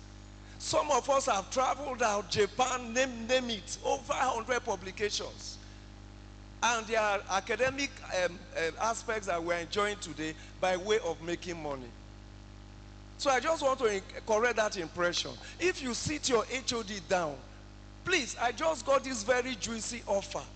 I want to travel out to such and such a place. The HOD will say, I've done it for many staff in the past. He will sit you down and show you how to navigate that path for taking permissions legally. And then he puts somebody in your place to do the work. And so the department is not put at risk. So I just want to make this contribution that whenever we are going out, let your HOD know. Or best, you can look for another colleague to do that work. So when the HOD is sweating, sleepless nights, looking for you, that colleague will walk up to him. So, oh, please, these are the results. I have been teaching his classes and so on. So I just want to make this correction. And I think it will make things work better. Osas, I love you. You are my friend. Thank you. Thank you so much. I'm sure he wasn't really referring to Osas. He was referring to virtually all of us. Exactly. So Osas has said now that if not that he confided, he had a toxic HO. You say you're from toxicology, isn't it? Okay. Okay. No, because I was trying to think of if you are a HOD in toxicology, that means you are a toxic HOD. All right, I think that was just a joke. But essentially, what we learn from that is that we must learn to bring people in and to be able to speak to them.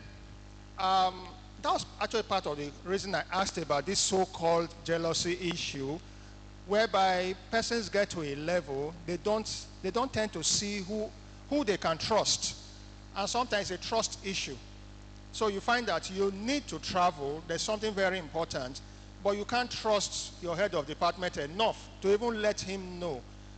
And I'm aware of some departments, they have 3-4 professors, only 4 professors in the department, small department, but they don't see eye to eye. I'm aware, I know some, whereby once a PhD student is attached to you, he becomes an enemy.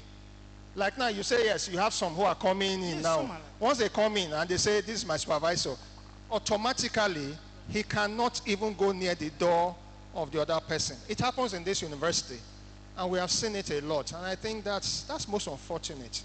4 individuals in the department, 4 professors, and they split the department into 4 parts. And so if you belong to me, you are an enemy to all the others.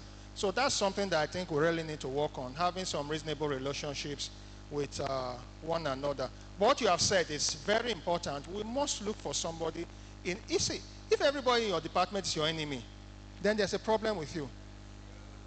You must look for a situation to also break into 1 or 2, so that on the day of trouble, there will be somebody who will stand for you. And especially somebody who's above you, preferably your head of department. But we too, as heads of department, we must also make ourselves accessible. If you are a tyrant head of department, then that becomes also a challenge. Because so if every person in your department is dodging and they can't speak to you, I think you too must also go back and think about how you are relating with the various persons who are around you. There's a third question from behind. I think I saw that handle. Okay, but no, since the mic is there, let's just hear from you, please. Very briefly, since I want to thank you very much. Yeah. Thank the organizers of this workshop. I'm Smart Mokoro, a nutritional biochemist from Faculty of Agriculture. First of all, I want to thank the organizers. Please don't give up. Why I'm saying this is because of my experience in this university. I resumed here October 2nd, 1991. It's 20 years as a professor here. And then what I'm seeing here, I'm so happy. The reason is that within 9.5 years, I finished from University of Ibadan. And each time I landed here, since I landed since then, I've been not be happy with so many things going back. I think what I'm seeing now looks like a step in the right direction. And when Professor Nokrai was the VC, he was pushing us along this line, quarreling with so many professors. They are not mentoring the students very well. And told them that when they arrive here, within a certain number of years, published with about 25 people.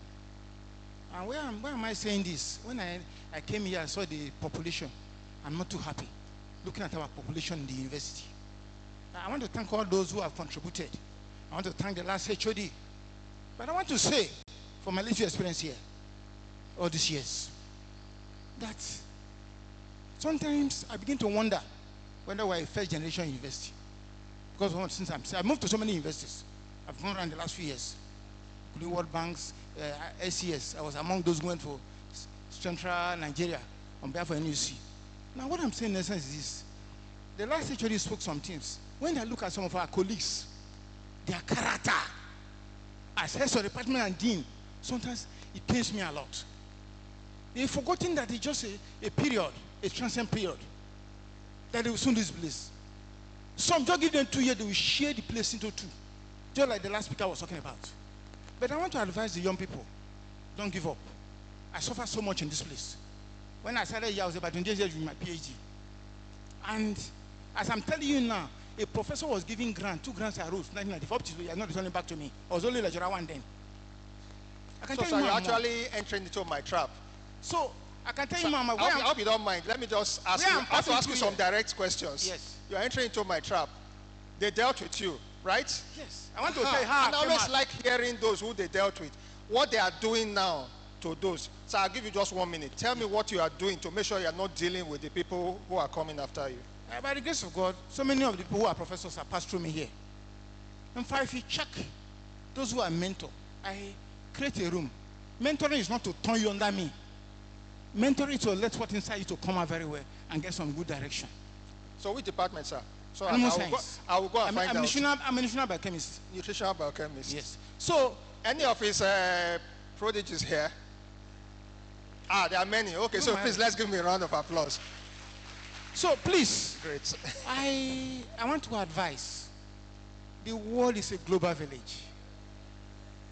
And then those who have been in my class, I know that from 300 level, I started recommending to you to go and buy your man ticket in my biochemistry class.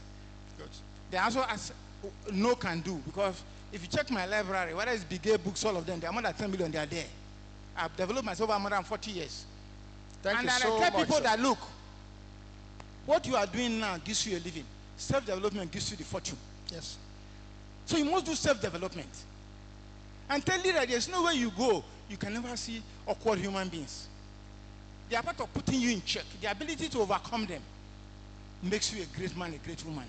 Thank you so much. So what we are saying in essence is that always be positive. Have a clear direction. I have both private sector experience and here. That's Up fantastic. to now, I'm still relating with them. By 2015, I was giving made fellow of Terra Institute of Marketing. Those who are in computer knew that by around 90s, I came there to do PhD computer science. Wow. And so on and like that. The essence is to make sure that as an academic, you should be properly balanced. But I want to advise our colleagues, anywhere you are, you can hate a man, but you can hate a man's face, but like his work. And also know that, you see, this world you are in is just his face.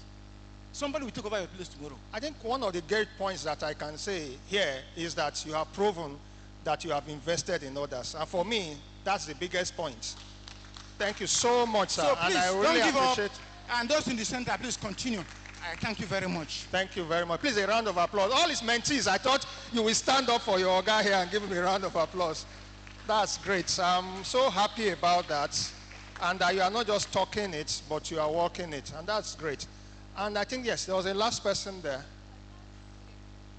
Before it gets to her, there's one of the things that is also important that I must mention here. And when the speaker before the last was talking, it actually came to my mind. I work as a doctor, and sometimes we're on calls. And I remember those days that the females usually have one excuse or the other why they cannot be on call. Don't worry, it also happens to everybody. But usually because many are married, they need to go home at night, their children have fever. The men usually don't take permission for their babies having fever. And then somebody has to do the work. So you are covering. And then at the end of the month, did they pay them full? What about those who covered them? Do they pay them the same amount?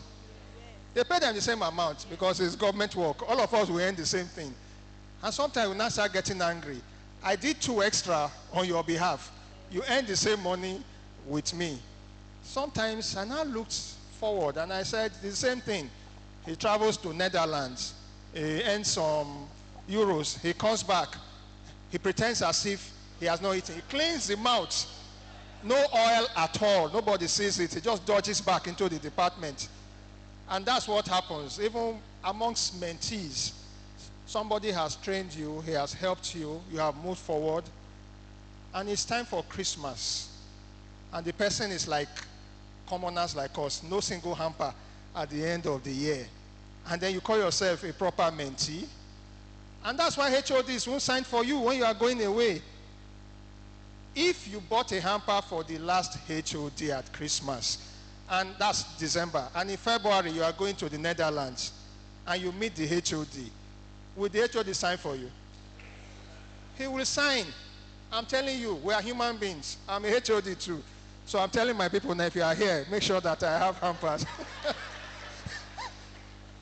All right, the last comment or question is from somebody I know so well, Dr. Agnes.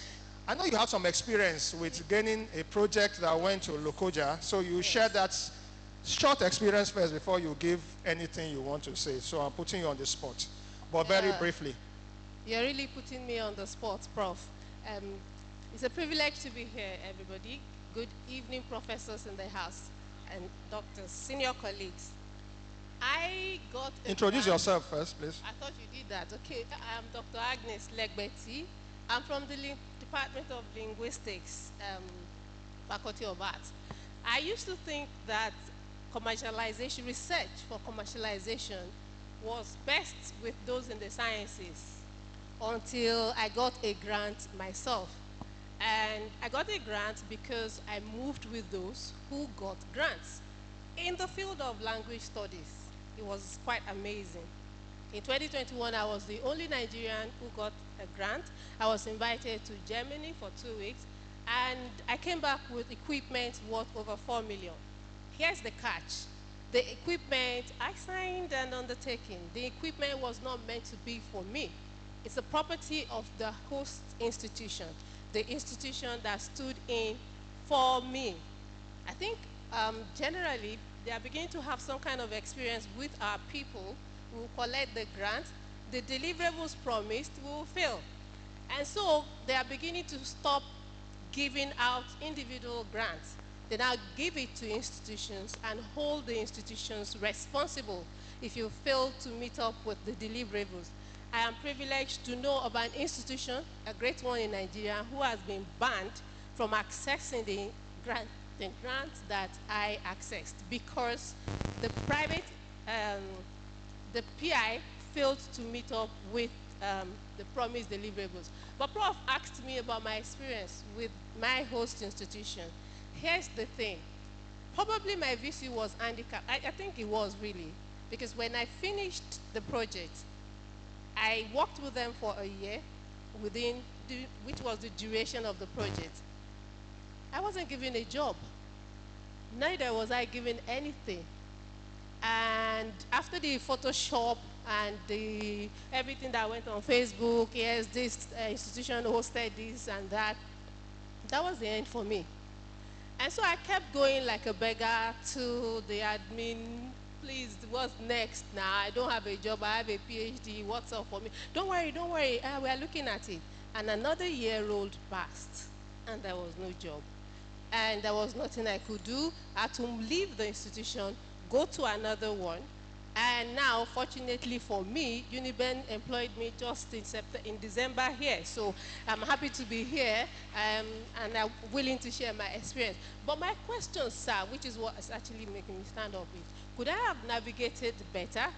Because the equipment would have helped me to commercialize my knowledge, continue with the students in the other institutions that I'm working with, take them to the field, gather enough data, turn language to mines for money for the institutions. We have over 500 languages in Nigeria. A lot of them are undocumented.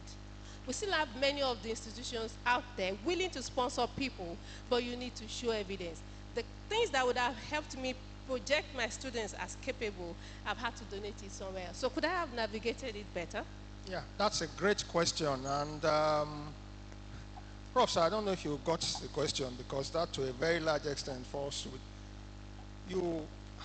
Now, I know the story. You get a grant, but the grant has to be domiciled in an institution.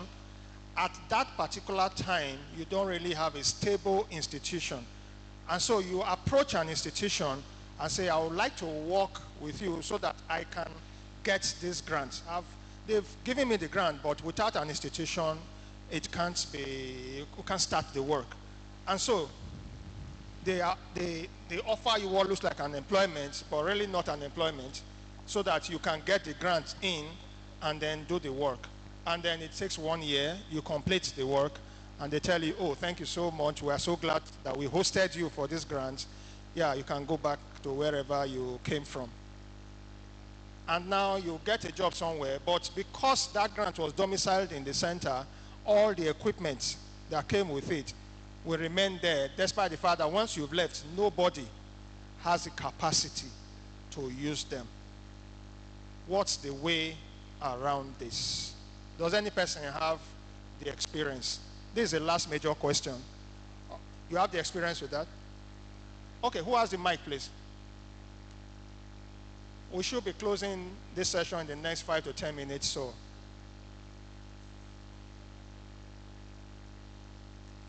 Where's the mic?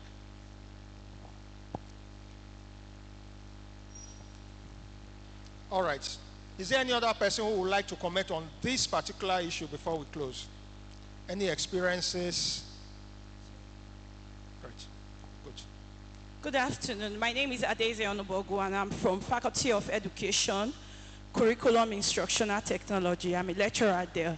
Although I've never traveled out for such experience, but I think since they didn't give her an employment, before taking their offer or before giving them, she should have gone to take a legal advice, and they would tell her what to do and how she should go about it. Probably she shouldn't have just leveraged on just that particular university, so that when this one turns her down, another university will give her the offer and also give her an employment. That's my take. Thank you. Yeah. Sorry, we have run out of time. Okay, Prof, just the last comment on this. It's on this issue, right? Okay.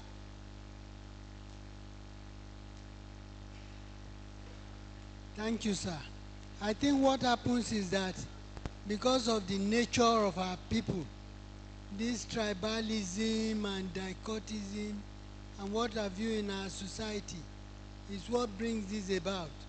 So she was unfortunate in a way because she was among people who did not even want her in the first place. So what I think I would advise is that when you have such an opportunity, look for your people. Look for your people and move. That's the way to do it here. Thank you so much. So that's advice. You must learn from the masters. So I want to thank Professor Ogedegbe, Professor Alex, Wonkolo, Dr. Legbeti, and all those who have made inputs into this particular session. I also want to thank the directors here present and the Vice Chancellor ultimately, who has given the opportunity for this program. I'm sure the announcements will tell us about what we have in store for tomorrow. I think my parting shot still will be that we work in the university. The university must always learn to give support to each of these programs, both financially and morally. I heard in one of the last sessions, you must invest. And even in some of the investments, you cannot always be sure of getting profit. The university must be able to put in some money into some types of grants, hoping that you get it. And even if you don't get it, you will learn from that process. On that note, I want to thank you for having been a part of this session. I'm Professor Higa Inabudoso from the Department of Obstetrics and Gynecology from the School of Medicine. Thank you very much, Great, for this opportunity. Thank you so much, Professor Higa. A round of applause for Professor Higa again. That was quite a robust session. Quickly, we will be taking the closing remarks from the director of DREED. Okay, I understand the programs director, the head of administration, DREED, will be doing the closing remarks. So let's invite Ms. Sonia Ogwehi to do the closing remarks and tell us what tomorrow will look like. Okay, a round of applause for her. That's the woman arranging your feeding and everything. Clap for her now.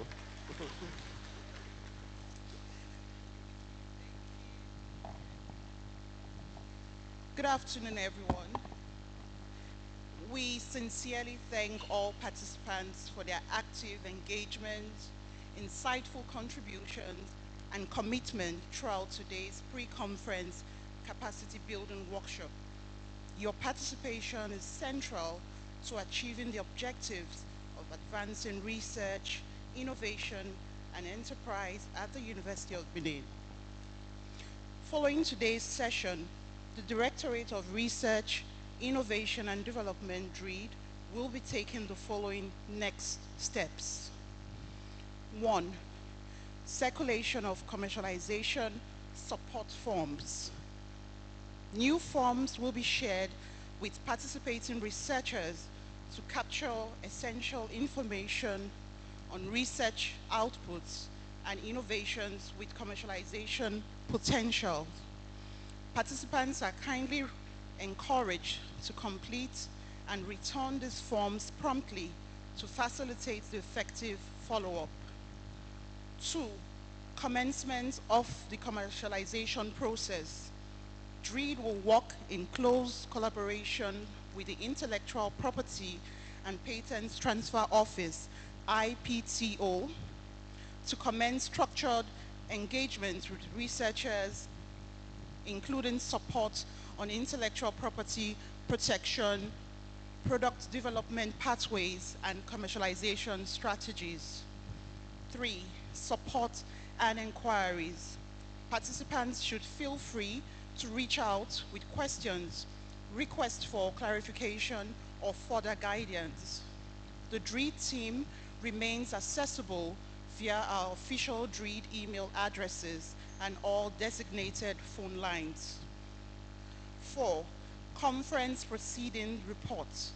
A comprehensive report detailing the proceedings, key discussions, and outcomes of both day 1 and day 2 will be compiled and shared with participants after the conclusion of the conference. Looking ahead to day 2, we encourage all participants to make themselves fully available for tomorrow's annual research conference and innovation fair, as the program promises to go several notches higher with expanded engagement, deeper insights, and greater opportunities for collaboration and impact. Please note, all PowerPoint presentations and certificate of attendance will be sent to your respective emails. Once again, thank you for your valuable participation and continued partnership. Thank you. Thank you so much. We'll see you tomorrow by 9 a.m.